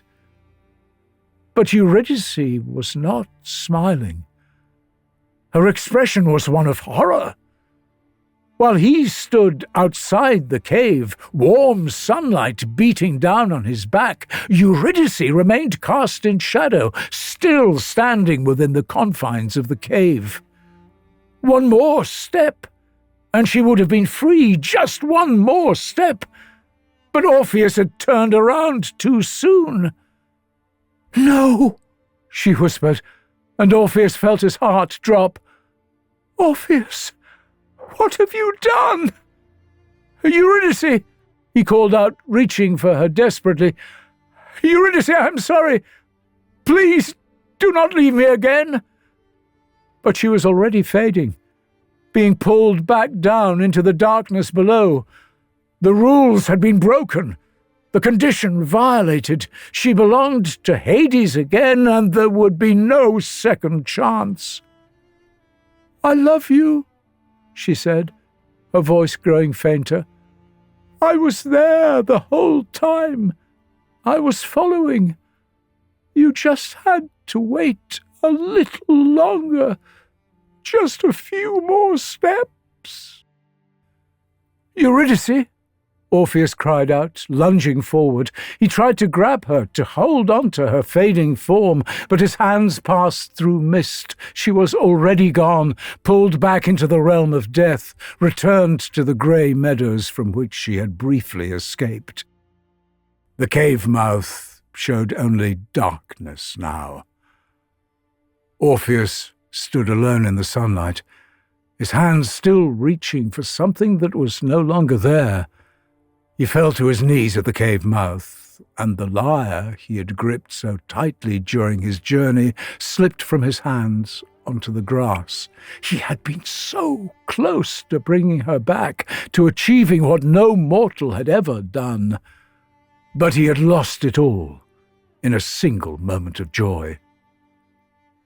The sun continued to shine, and the birds continued to sing. The natural order had been preserved.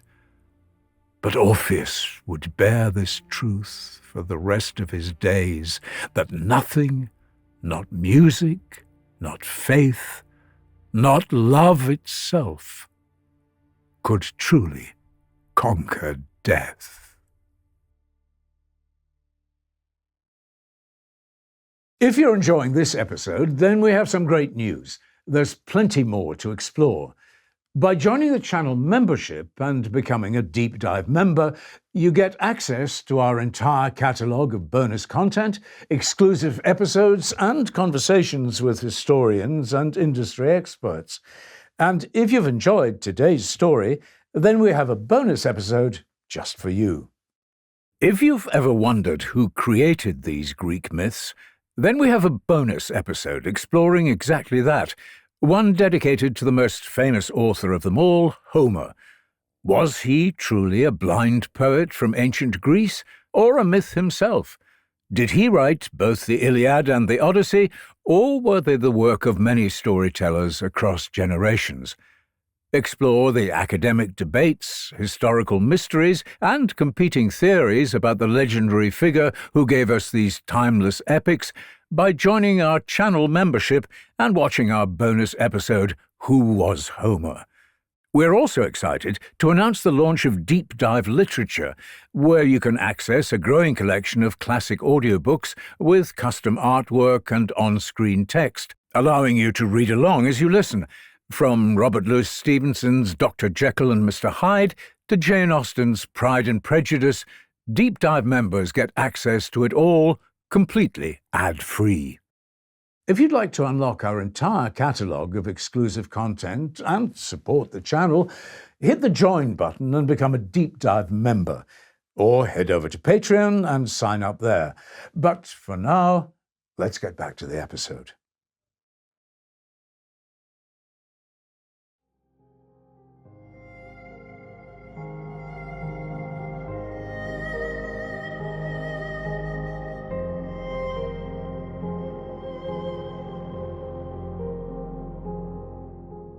Chapter 2. Psyche.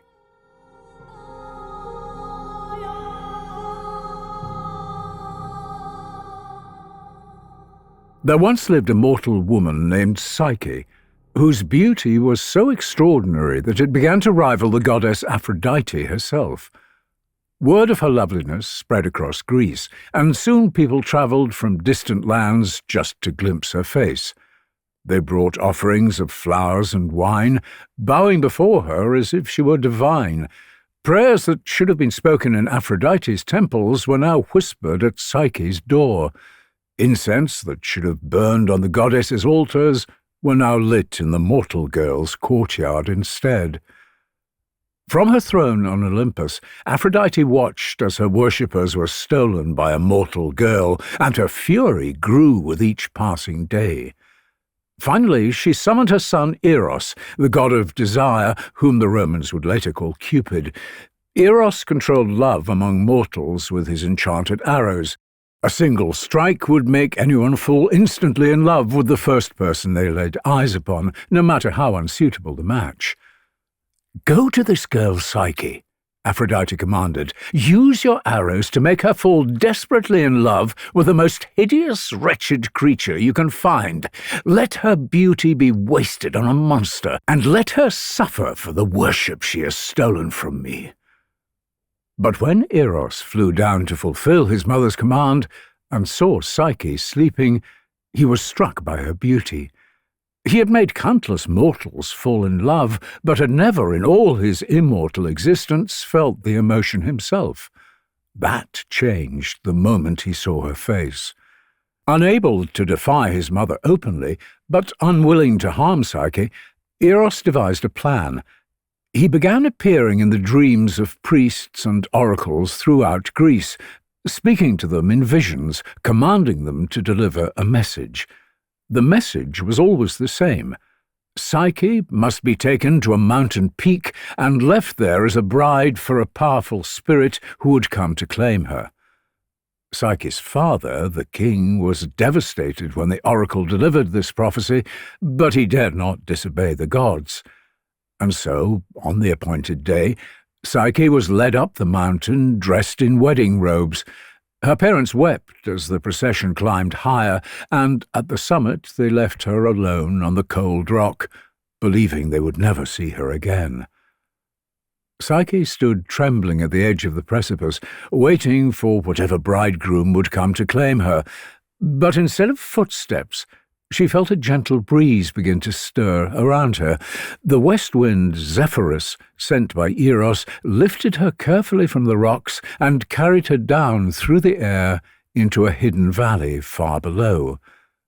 When her feet touched the ground, Psyche found herself standing before a magnificent palace. Its walls were built from marble and gold, its gardens filled with flowers that bloomed in impossible colours. The doors opened by themselves as she approached, and inside she found halls lit by hanging lamps, rooms furnished with silk cushions and carved furniture. Invisible servants attended her. She could hear their footsteps, feel their hands guiding her, but saw no one. They brought her food and wine, drew her baths, and dressed her in fine robes. It was clear she was not a prisoner, but an honoured guest. That first night, as darkness fell and Psyche lay in the palace's great bed, her mysterious husband came to her. She could not see him in the blackness of the chamber, but his voice was kind when he spoke, his touch gentle. He told her that this palace was now her home, that she would have everything she desired, and that he would visit her each night. But he made her swear to one condition: she must never try to see his face. If she ever looked upon him, he warned, he would be lost to her forever. Psyche agreed, and as the nights passed, she grew to love this unseen husband dearly. For a time they were happy, but Psyche's sisters, learning that she had not perished on the mountain, came to visit. When they saw the magnificent palace and realized their younger sister now lived in luxury far beyond their own, jealousy consumed them. They began to plant seeds of doubt. "What if he is a monster?" they whispered. "What if he hides his face because he is too hideous to look upon? Perhaps he's a serpent and plans to devour you once you grow fat with his child. Why else would he forbid you to see him?" Their words gnawed at Psyche until curiosity and fear overwhelmed her promise. One night, after her husband had fallen asleep beside her, Psyche rose quietly from the bed. Her hands trembled as she lit an oil lamp and held it over him, bracing herself for whatever horror she might see. Instead, she beheld the most beautiful being she'd ever looked upon, Eros himself, the god of love, with golden wings folded against his back. But in her shock at seeing his divine beauty, Psyche's hands began to shake more aggressively. The lamp tilted, and a drop of hot oil fell onto Eros's bare shoulder. He woke with a sharp intake of breath, his eyes finding hers in the lamplight. For a moment neither spoke.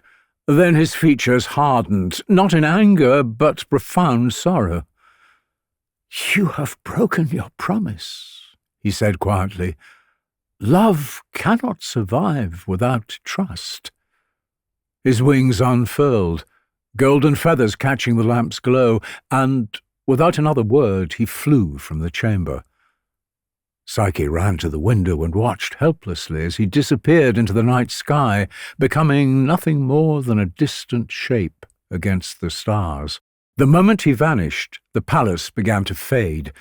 The marble walls grew transparent, the gardens withered, the invisible servants fell silent.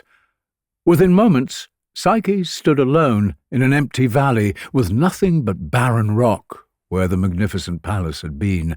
It was as if none of it had ever existed.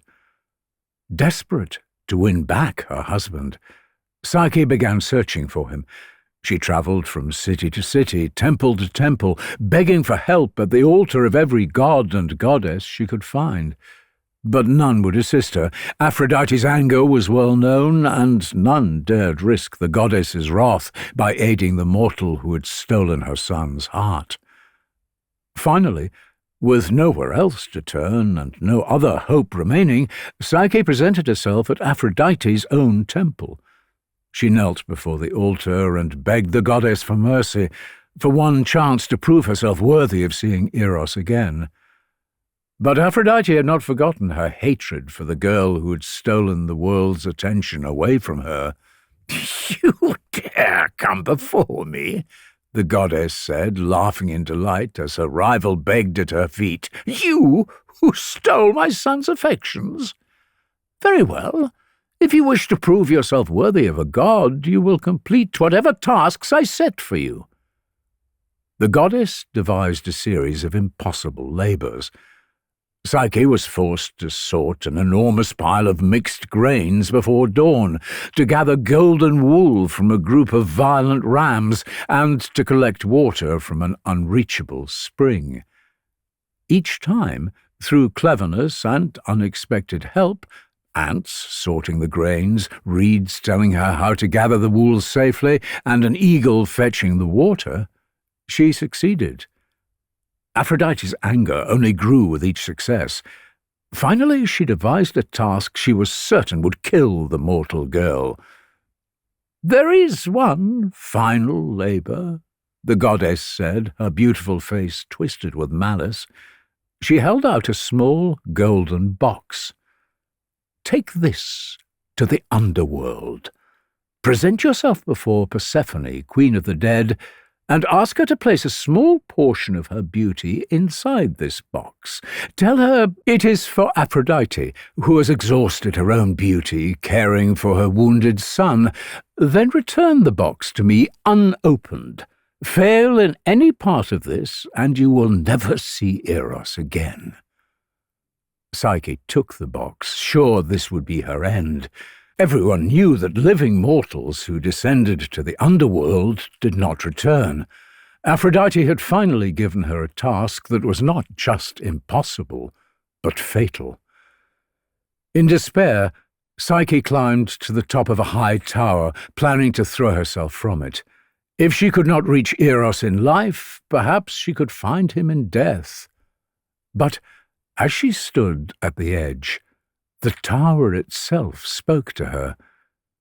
"Do not leap, Psyche," the stones whispered. "There is a way to complete this task and return alive, though the path is dangerous. Listen carefully and do exactly as I say." The tower told her of an entrance to the underworld at Cape Tanarum, the same path that Orpheus had taken before her. It instructed her to bring 2 coins and 2 pieces of barley cake, warning her of the challenges she would face and how to overcome them. Most importantly, it gave her one critical command. No matter what you see, no matter who begs for your help, you must not stop. You must not show pity. You must not deviate from your path. Compassion in the realm of the dead will be your undoing. Psyche descended from the tower and made her preparations. She travelled to Cape Tanarum and found the cave entrance, beginning her descent into the darkness. The path wound down through cold stone passages until she heard the rush of water ahead. The black waters of the river Styx stretched before her, and on the far shore she could see Charon waiting in his boat. As she approached the bank, she encountered her first test. An old man stood there, one of the lost spirits who wandered the shore. As she walked by, he called out towards her desperately, "Please, young woman, I have no coin for the ferryman, and I see that you have too. Take pity on an old man and help me to cross." Psyche was a generous woman, and every instinct urged her to help him, but she remembered the tower's warning. She walked past the old man without a word, though his pleas followed her to the water's edge. Charon's hollow eyes fixed on her as she approached. She took 1 coin from under her tongue, where the tower had told her to keep it, and held it out. The ferryman accepted it, gesturing for her to board. They crossed in silence, Psyche shivering from the unnatural cold as they made their way across. Halfway through the crossing, she saw a man floating in the black water, his grey hands reaching up toward the boat. "Please," he begged, "help me climb in. I cannot reach the shore." Pity welled up in Psyche's heart, but she remembered the tower's warning and said nothing, keeping her eyes forward. His pleas faded behind them as they continued across, with it not long until they reached the far shore safely. There, sitting before the gates, was Cerberus, all three heads turned towards her at once, the creature growling as if he prepared to attack. Psyche took one piece of barley cake and tossed it to the ground before the beast. Cerberus lost interest in her immediately, diving for the cake. Whilst the three heads fought over the morsel, Psyche slipped past and through the gates. Soon, the palace of Hades rose before her, just as the tar had described. She walked through its long corridors until she reached the throne room where Hades and Persephone reigned.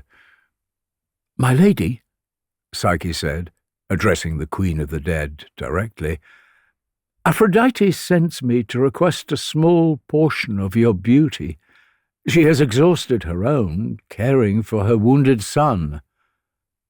Persephone, perceptive as ever, understood immediately what was happening.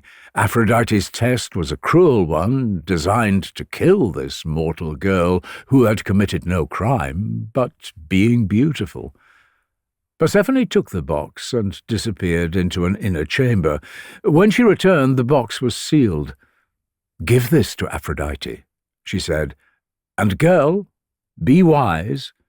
Curiosity is a dangerous thing in matters involving the gods." Psyche bowed deeply and began her return journey. She threw the second piece of cake to Cerberus as she passed, and crossed the Styx again, using her final coin. Hurrying up the path to the surface, she emerged into sunlight, blinking against the brightness after so long in the grey gloom below.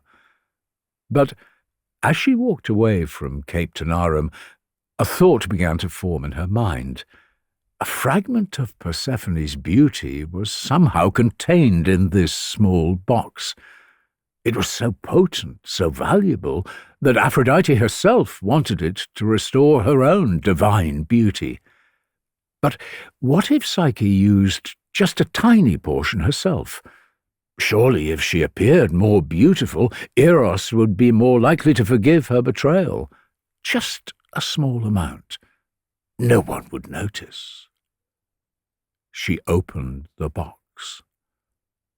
But Psyche never saw what was inside. Whatever beauty Persephone possessed was never meant for mortal eyes. A great cloud of smoke rose from the box and enveloped her, wrapping around her like a shroud. The box fell from her hands as a deep sleep, the sleep of the dead, took hold of her. She collapsed onto the path, lying as still as a corpse, neither fully alive nor fully dead, trapped in the deathly slumber that had been placed inside.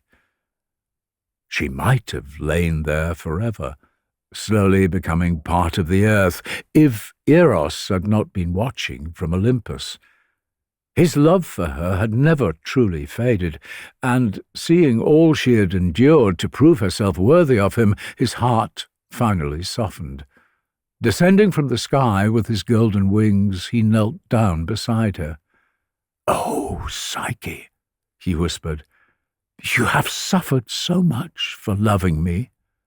He gathered the sleep back into the box and sealed it, then touched her face gently. "Wake up, my love. Wake up." Her eyes opened. "Eros," she mumbled, barely conscious. "Take the box to my mother," he said, helping her stand. "Complete your task.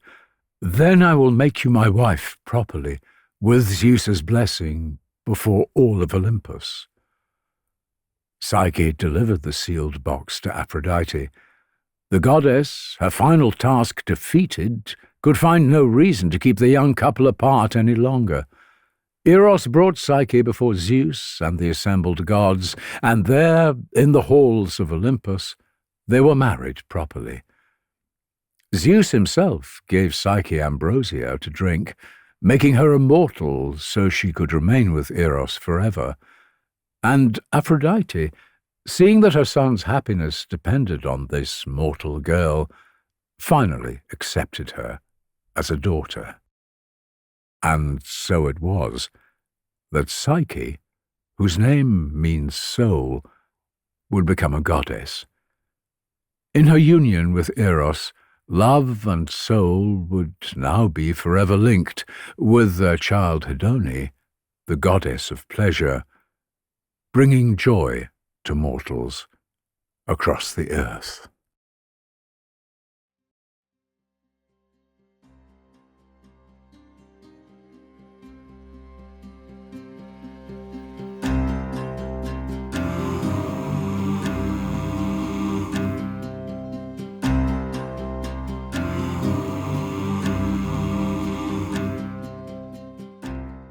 Chapter 3.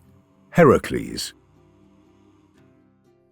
Heracles was the greatest hero Greece had ever known. The son of Zeus and a mortal woman, he had been blessed with strength that surpassed all other men. But his life had been cursed from birth by Hera, who hated him as a reminder of her husband's infidelity. In a fit of madness sent by the goddess, Heracles had killed his own wife and children. When sanity returned and he understood what he had done, his grief was absolute. To atone for this crime, he was commanded to serve King Eurystheus of Mycenae and complete 12 impossible labours, tasks designed to kill him.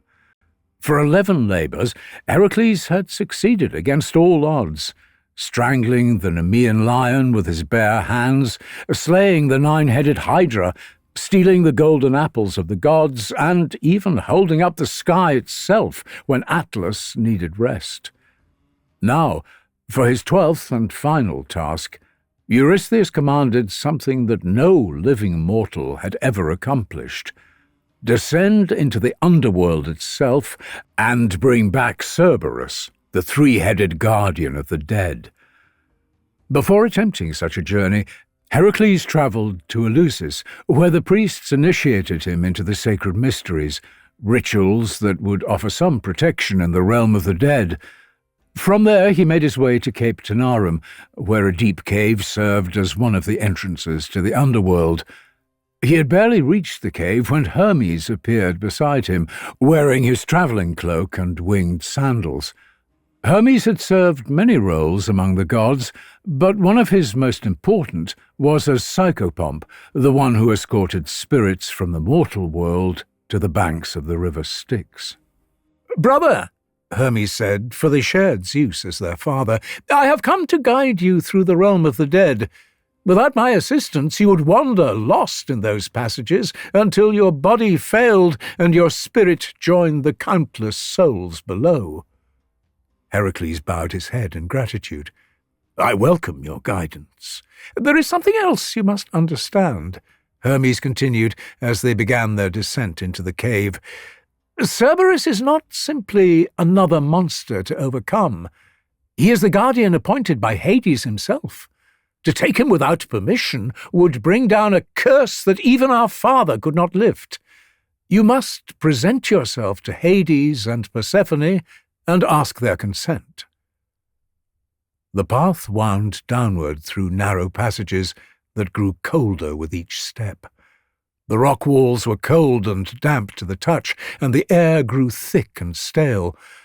After what felt like hours of descent through the dark and winding tunnels, they heard the sound of flowing water and emerged into a vast cavern.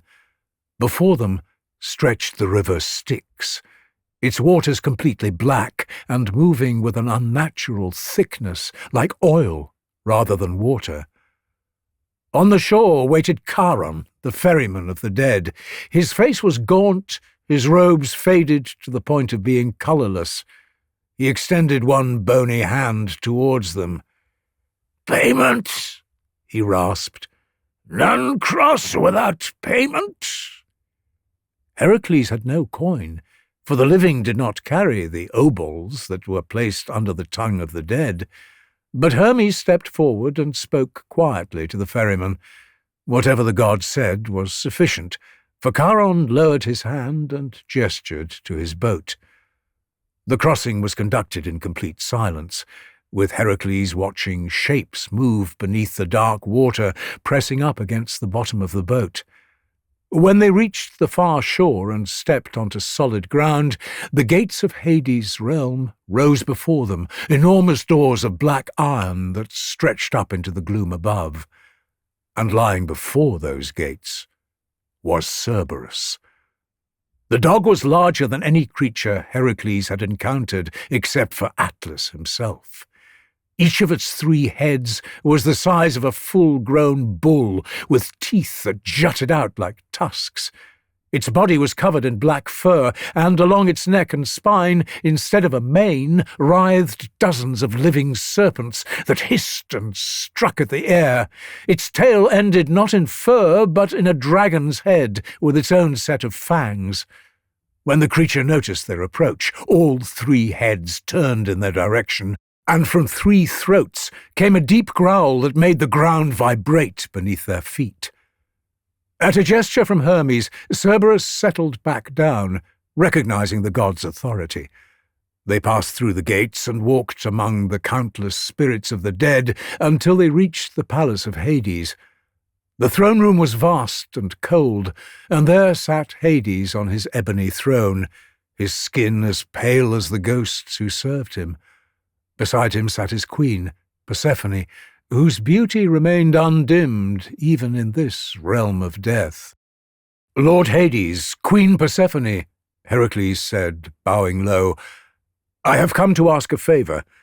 My final labor requires me to bring Cerberus to the world above. I ask your permission to borrow your guardian."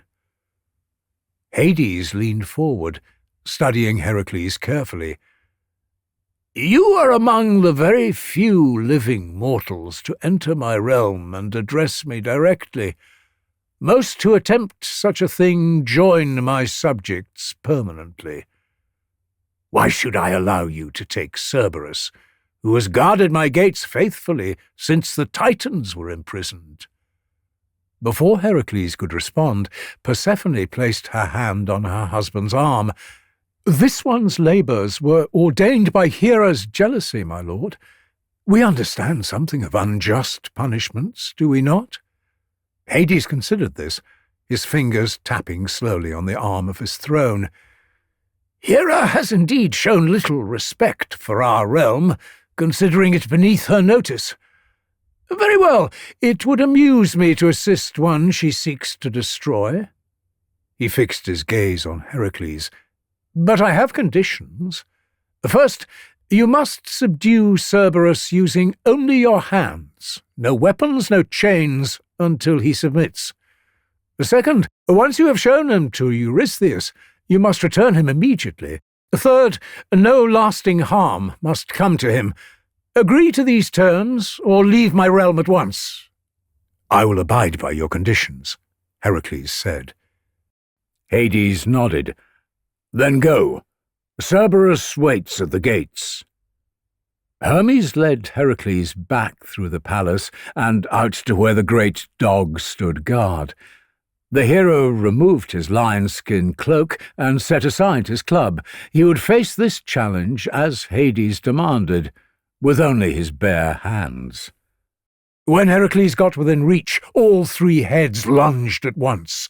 The hero caught the middle head in his arms while using his body weight to pin the creature down. The other 2 heads snapped at him, teeth grazing his arms and drawing blood, while the serpents along the dog's spine struck repeatedly, their venom burning his skin, though not deadly to one with divine blood. For hours they struggled there before the gates, rolling and grappling in the grey dust of the underworld. Cerberus was strong, perhaps stronger than any creature Heracles had faced, but the hero had held up the sky itself and survived. As the hours passed, the great dog's movements began to slow, its struggles grew weaker, its 3 heads beginning to droop one by one, until finally, with a low whine from all 3 throats, Cerberus went limp in surrender. Heracles loosened his grip carefully, but kept his hands ready. Near the gates lay a massive chain, likely used by Hades when the dog needed restraining. He fastened it around the middle neck, and Cerberus did not resist, understanding he had been defeated. The journey back to the surface was long and strange. As they climbed the winding path towards daylight, Cerberus began to whimper, sensing something unfamiliar ahead. The dog had never seen the sun, never felt its warmth. When they finally emerged from the cave at Cape Tinarum, and the first rays of sunlight struck Cerberus's black fur, the creature howled in confusion and fear.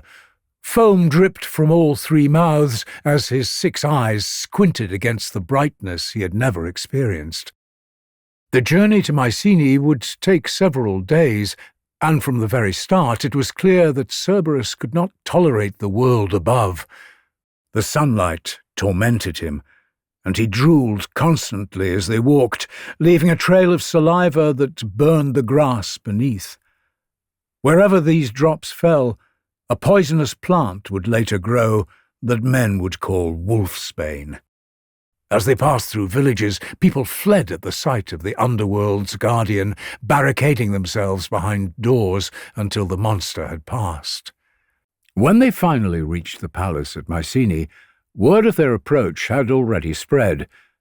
Heracles found Eurystheus not on his throne, but cowering inside a large bronze jar. Only the king's head was visible above the rim, his face white with terror. "Is this proof enough?" Heracles asked, holding Cerberus's chain. The dog sat on his haunches, all 3 heads turned towards the jar, growling softly at the king. "Yes, yes!" Eurystheus shrieked. "Take it away! Your labours are complete! All 12 tasks are finished! You are released from your service! Your crimes are pardoned! Just remove that monster from my palace!" Heracles felt an immense weight lift from his shoulders. After years of servitude, after 12 impossible tasks that had taken him to the ends of the earth and beyond, he was finally free. The blood of his wife and children was washed clean. He could begin his life once more. Without another word to Eurystheus, Heracles led Cerberus from the palace. He had a promise to keep. The journey back to Cape Tinarum was swifter, for Cerberus seemed to sense he was going home.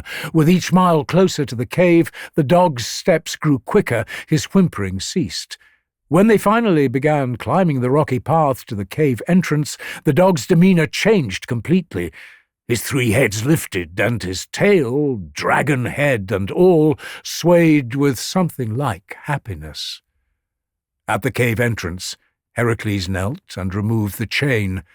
Cerberus shook himself vigorously, all 3 heads moving in unison, then looked at Heracles for a long moment. The hero reached out and patted the middle head carefully. The dog leaned into the touch briefly, then turned and disappeared into the darkness, padding down the familiar path to resume his eternal watch. As Heracles stood, Hades appeared at the cave mouth, his pale form just visible in the shadows. "You have kept your word, Heracles. Few mortals can claim such honour. Go now, return to your life. Your labours are complete, your crimes forgiven. But know that one day, like all mortals, you will return here permanently. When that day comes, Cerberus will remember you, and his greeting will be gentler." Heracles bowed to the Lord of the Dead. As the god faded back into his realm, Heracles turned from Cape Tinarum and walked into the sunlight, truly free for the first time in years. As he went, he thought of all he had endured. 12 labours that had seemed impossible, yet he had completed them all. He had travelled to the edges of the world and beyond, faced monsters and gods, held up the sky, and walked among the dead. Now, at last, he could live again. But even as he walked away from Cape Tanarum, Heracles knew that peace was not truly in his nature. There would be other adventures, other challenges. For now, though, he was free, and that was enough.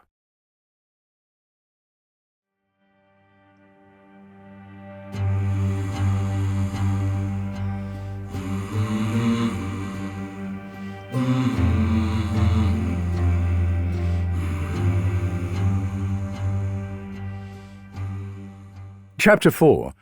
Theseus and Pirithous.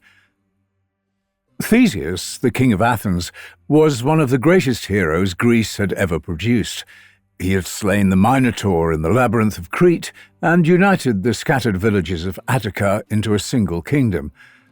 By the time he reached middle age, there were few challenges left that could test him, few monsters remaining that he had not already faced. It was this very success that led to his downfall. Theseus had formed a close friendship with Pirithous, the king of Lapiths, a warrior tribe from Thessaly.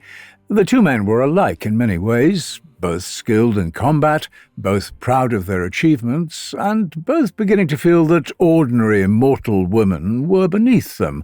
They had each married and lost wives to death or circumstance, and now they decided that they deserved something more. Something divine. "We are not common men," Pirithous said one evening as they shared wine in Athens. "We have achieved what others only dream of. Why should we settle for mortal wives when the daughters of Zeus walk the earth?" Theseus, his judgment clouded by the wine and his own pride, agreed. Together they made a pact. Each would help the other claim a daughter of Zeus as his bride. Their first target was Helen of Sparta. She was the daughter of Zeus and Leda, destined to become the most beautiful woman in the world and serve as the catalyst for the Trojan War. But for now she was still a child, barely 10 years old, although she was already renowned for her beauty. Theseus and Pirithous travelled to Sparta, abducted her from a temple where she was dancing, and brought her back to Athens. Theseus had his wife secured, leaving her in the care of his mother, whilst he and Pirithous planned the second abduction. This was where their arrogance became truly dangerous. "Helen was easy to take," Pirithous said. "Now I want a bride worthy of my achievement. I want Persephone herself." Theseus stared at his friend in disbelief. "Persephone?" he asked. "The queen of the Underworld?" "Why not?" Pirithous replied. "She is the daughter of Zeus and Demeter, she is beautiful beyond measure, and she is trapped in that grey realm, married to a god who cares nothing for love or joy. I would be doing her a service, freeing her from that cold palace." It was madness, but Theseus had made an oath, and a pact between heroes is a sacred thing. Despite every instinct screaming that this would end in disaster, Theseus agreed to help. They made their way to Cape Tanarum, the same entrance to the underworld that Heracles and Orpheus had used, and began the descent into the darkness. The journey down was easier than it should have been. The path was clear, as if something was guiding them deeper. They crossed the river Styx without incident, with Charon unexpectedly ferrying them across without demanding payment. Cerberus, who should have torn them apart, merely watched them pass without complaint. "See?" Pirithous said confidently. "Even the guardians of the dead recognize we are no ordinary men.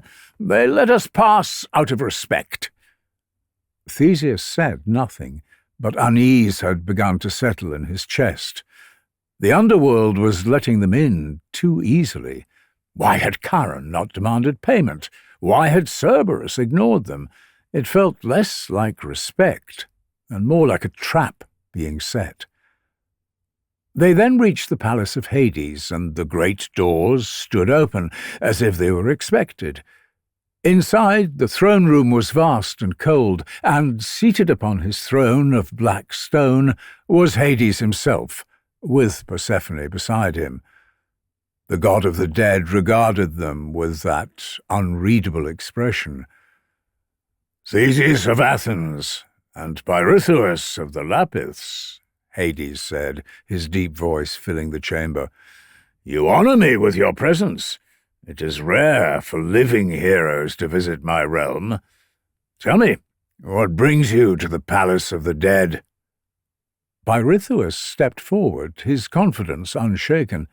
"Lord Hades, I have come to ask for your wife's hand in marriage. Persephone deserves better than this grey realm. I would take her to the world above, where she could know joy and feel the heat of the sun, not just for half the year, but always. I would treat her as a queen should be treated." The throne room fell utterly silent. Even the ghostly servants stopped their movements, turning to watch what would happen next. Hades leaned back in his throne, and when he spoke, his voice was almost amused.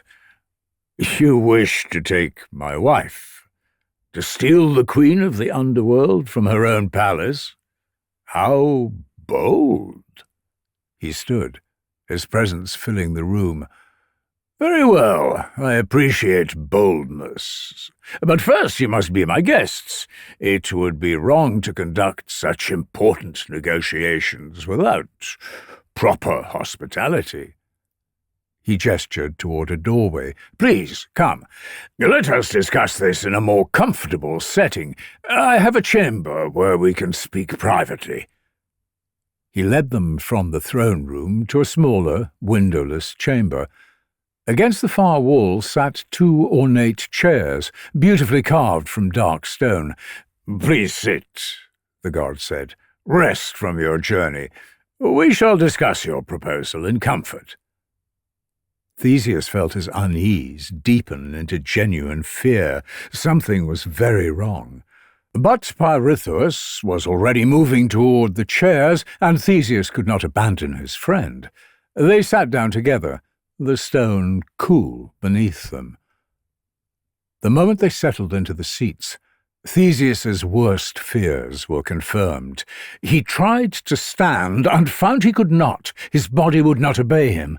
He looked down and saw that he was not physically bound with chains or rope, but his flesh had somehow merged with the stone of the chair. He was part of it now, unable to stand or move, no matter how hard he tried. Beside him, Pirithous was experiencing the same horror, his eyes wide as he struggled uselessly against the chair that held him.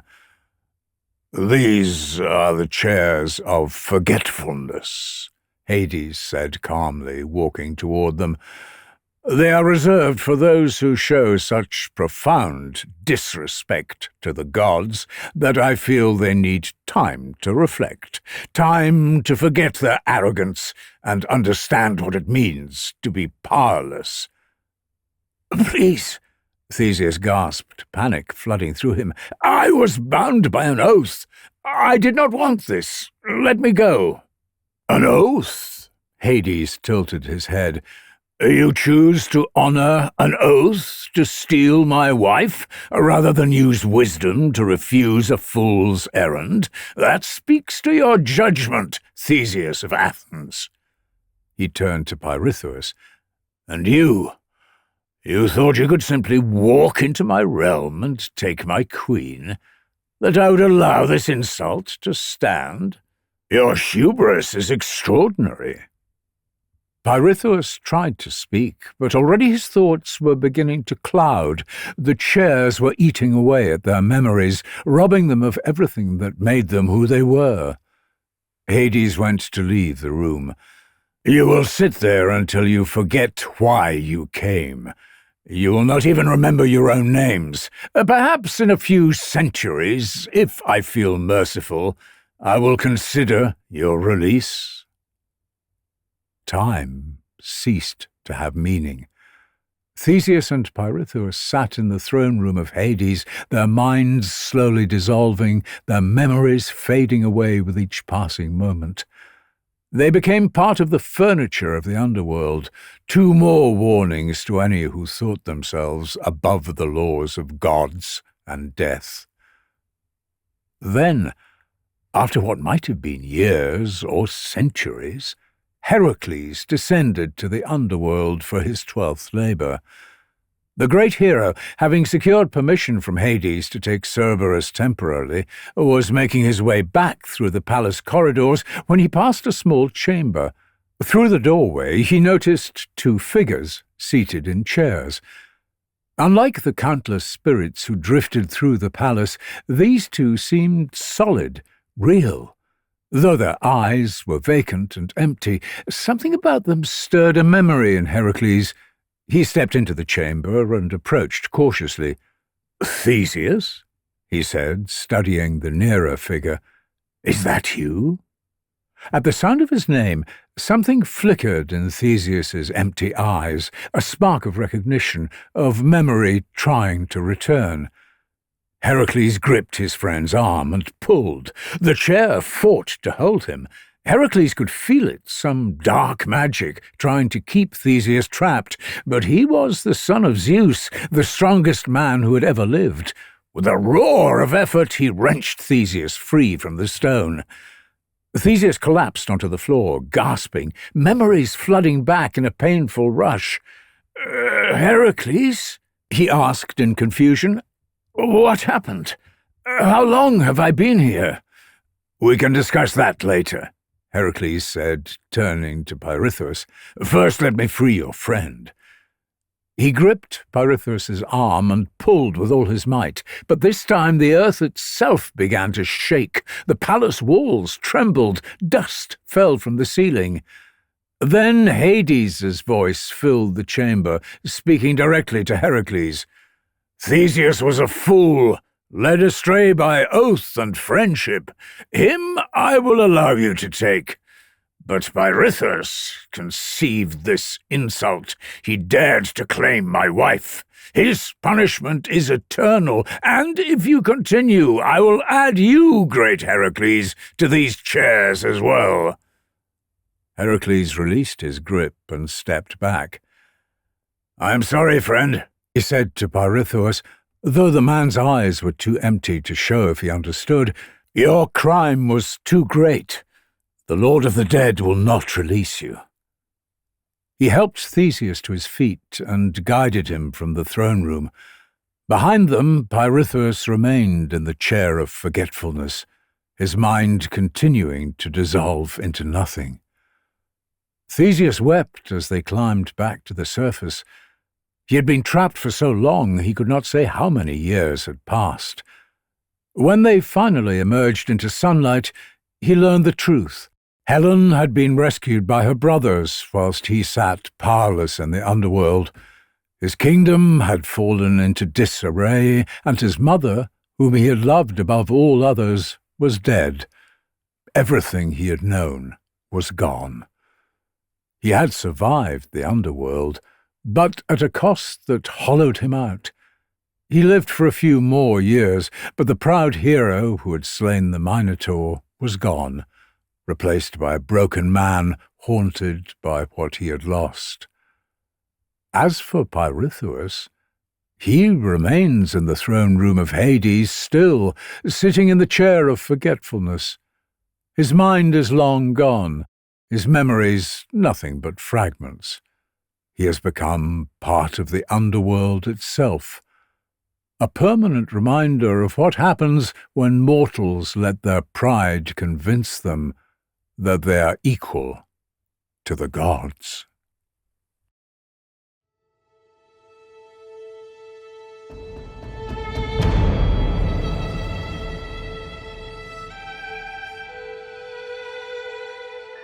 Chapter 5. Odysseus. Odysseus, the king of Ithaca, was the cleverest of all the Greeks who fought at Troy. After 10 years of war, he had finally set sail for home with his crew, but the journey that should have taken weeks had stretched into years. He had angered Poseidon by blinding the god's son, the Cyclops Polyphemus, and now the god of the sea had cursed his journey home, sending storms and driving him to the ends of the earth. Odysseus and his men had been blown from one island to another, facing dangers that killed them one by one. Now, on the island of Aeaea, the witch Circe had given him dire news. To ever reach home, he must first sail to the edge of the world and consult the prophet Tiresias in the realm of the dead. Only the blind seer could tell him how to navigate the perils ahead and finally reach Ithaca. But before they departed, tragedy struck. Elpenor, the youngest of his crew, had drunk too much wine and fallen asleep on Circe's roof, seeking the cool night air. When the morning came and he heard his companions calling to each other, preparing the ship for departure, Elpenor woke with a start. Still drunk and confused about where he was, he stood up quickly and walked straight off the edge of the roof. It was not a great height, but he fell head first, his neck snapping against the stone courtyard below. His soul fled immediately to the house of Hades, travelling swifter than any ship, so that his ghost would arrive in the underworld before his companions, waiting there to beg Odysseus for the proper burial his body had been denied. They would not discover his absence until they were far out to sea, and by then it was too late to turn back. The men wept for their lost companion, another life claimed by this cursed journey, but they could only sail forward, preparing themselves for the descent to the very edge of the world that Circe had described.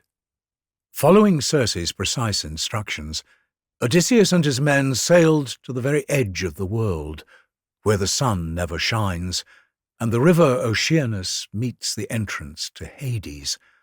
The water here was black as tar, and a thick mist clung to everything, so dense that they could barely see the prow of their own ship. No birds flew in this cursed sky. No fish swam in these dead waters. Even the wind seemed reluctant to blow here, forcing them to row through the still waters. They beached their ship on a shore of dark sand that crunched like bones beneath their feet.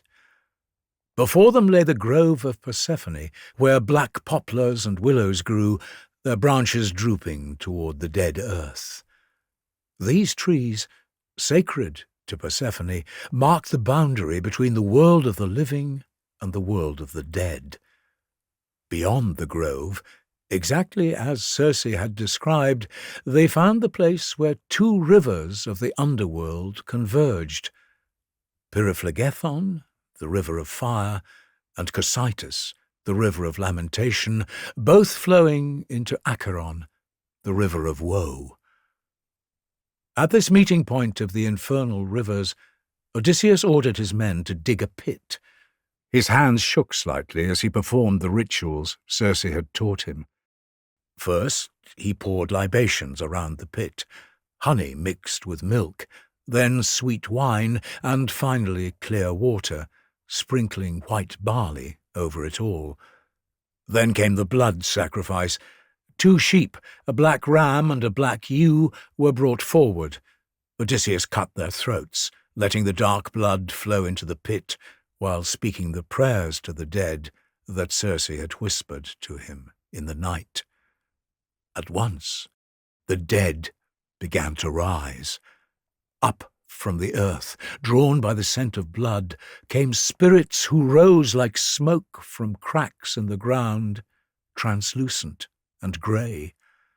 First came the young brides who had died before their wedding nights, then unmarried youths cut down in their prime. There were old men who had lived full lives, and young girls still mourning their lost futures. Warriors came too, their ghostly forms still bearing the wounds that had killed them, phantom spears protruding from their transparent chests. The dead pressed forward in crowds, thousands upon thousands, all desperate for a taste of the blood that would briefly restore their ability to speak and think clearly.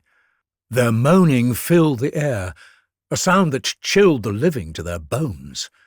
Odysseus's crew cowered behind him, some weeping with terror, overwhelmed at the sight of so many spirits. Odysseus drew his sword, using it to keep the ghosts at bay, allowing none to drink until Tiresias appeared. But the first spirit to approach was not the prophet. It was Elpenor, his youngest crew member, whose body still lay unburied on Circe's island.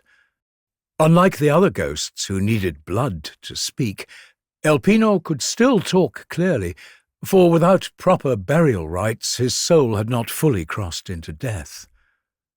"Captain," Elpenor's ghost cried, more solid than the others because his death was so recent, "how did you reach the house of Hades as fast as I, who travelled without a ship?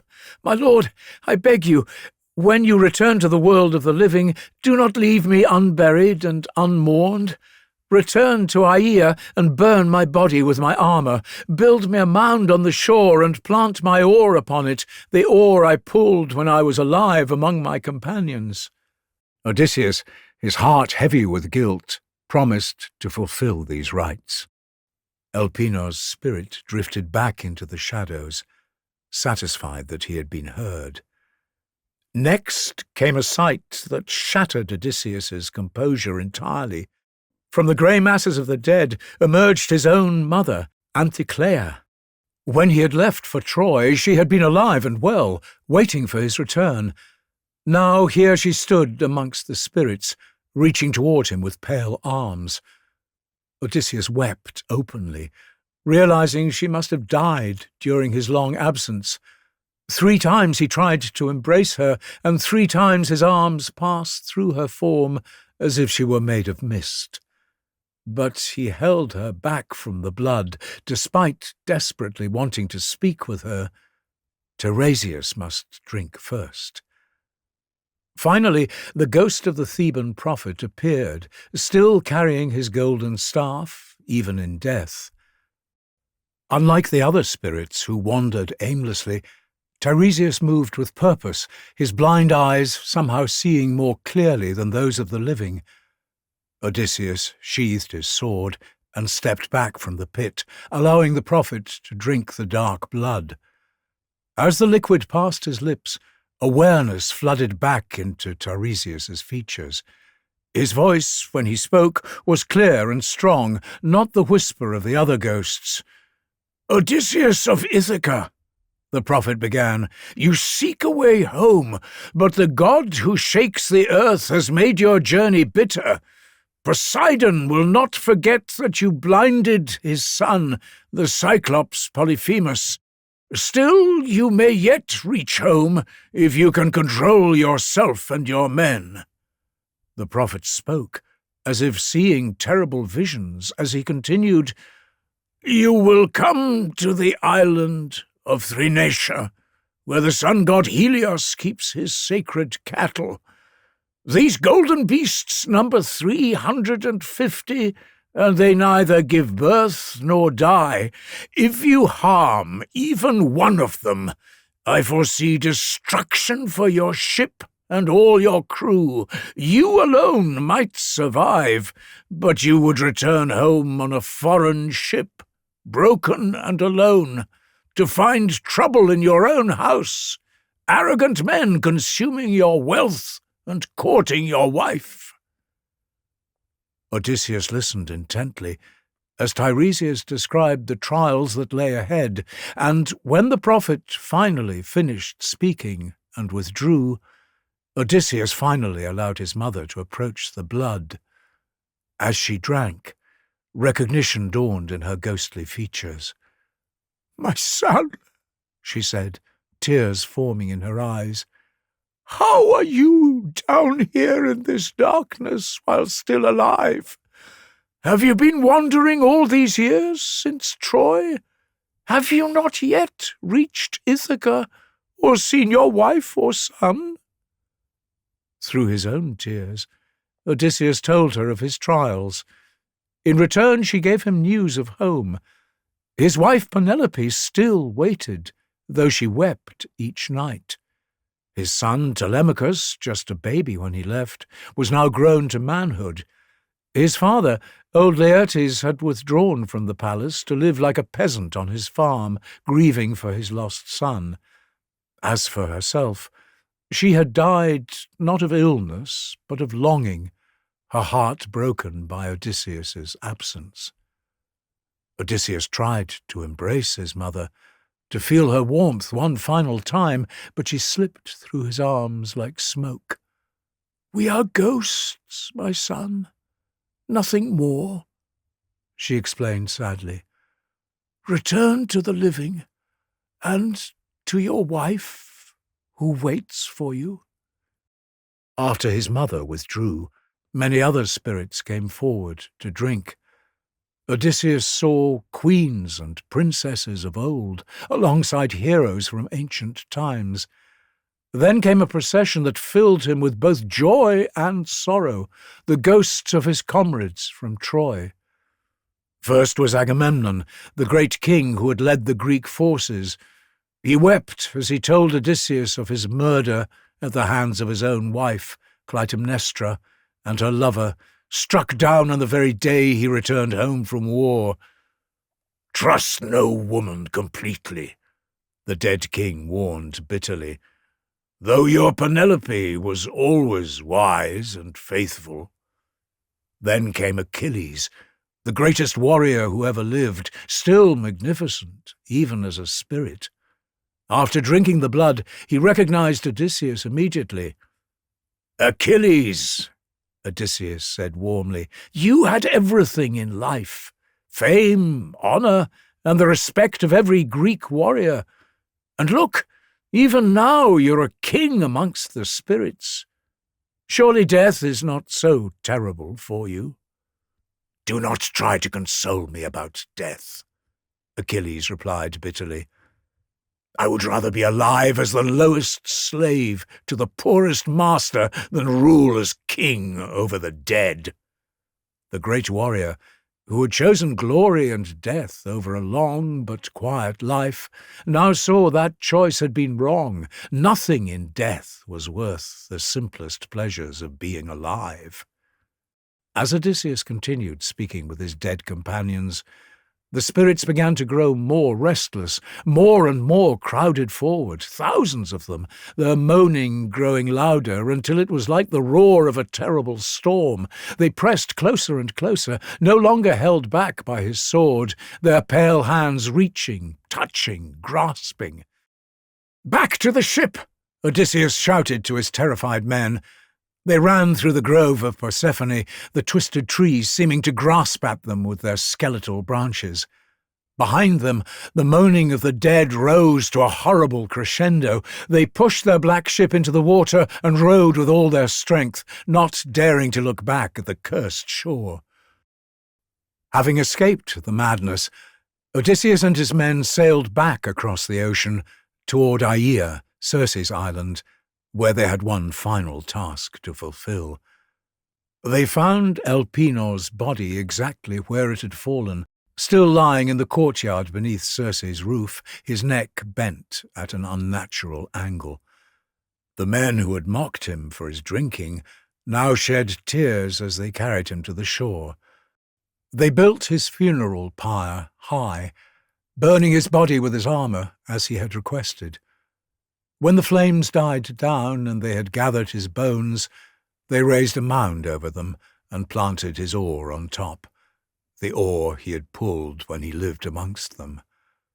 Odysseus had travelled to the realm of the dead and returned, one of the few mortals ever to do so.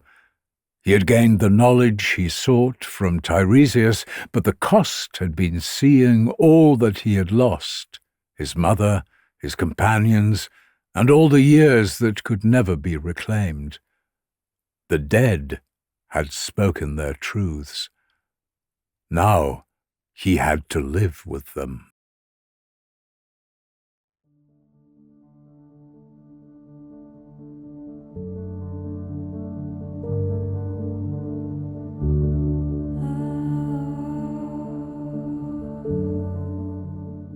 Epilogue, the land of the dead.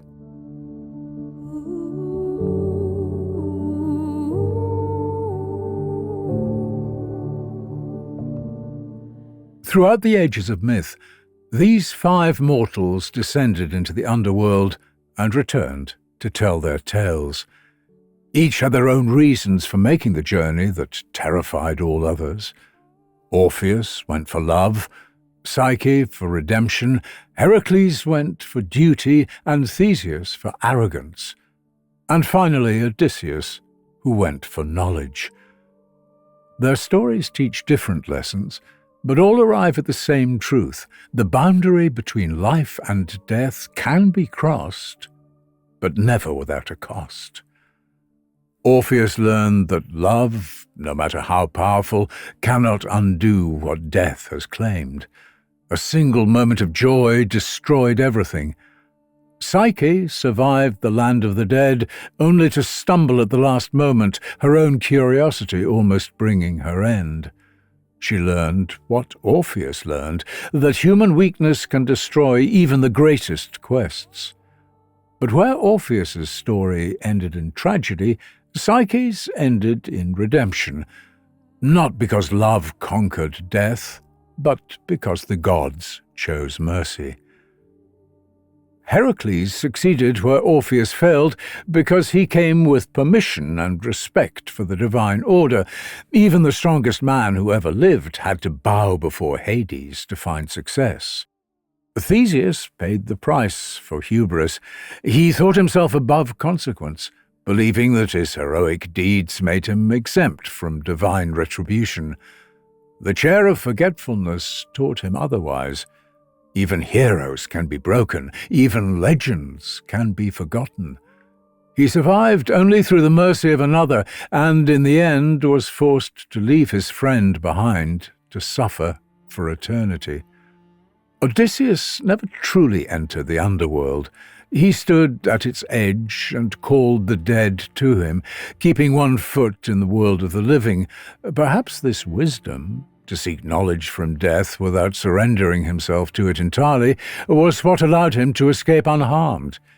He learned what he needed and left, though what he learned brought him no comfort, only the bitter understanding of what awaited him. The Greeks understood something profound about death that we still grapple with today. The underworld was not evil, and Hades was no devil. Death was simply the natural end of life, as inevitable as sunset, as final as winter.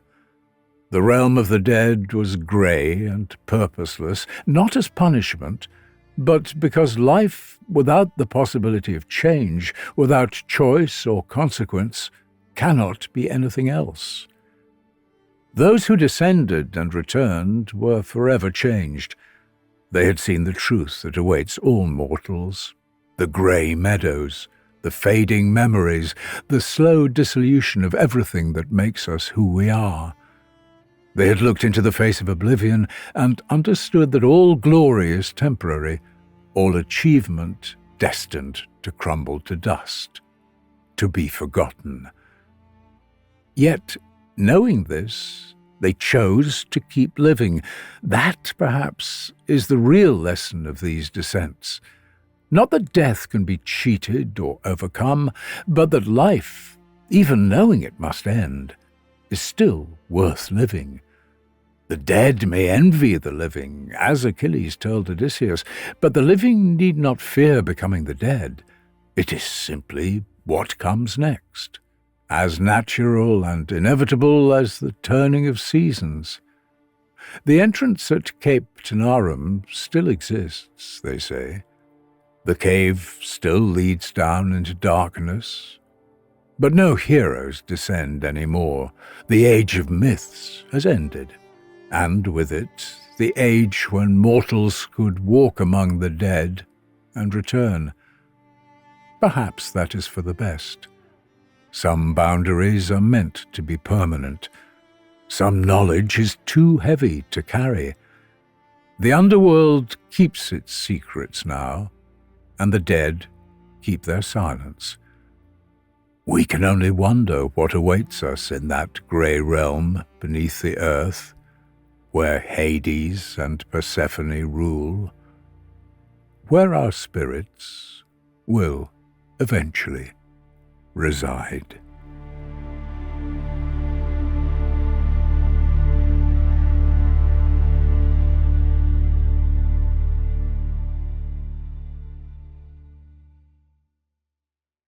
I've been David Rintoul for Deep Dive History.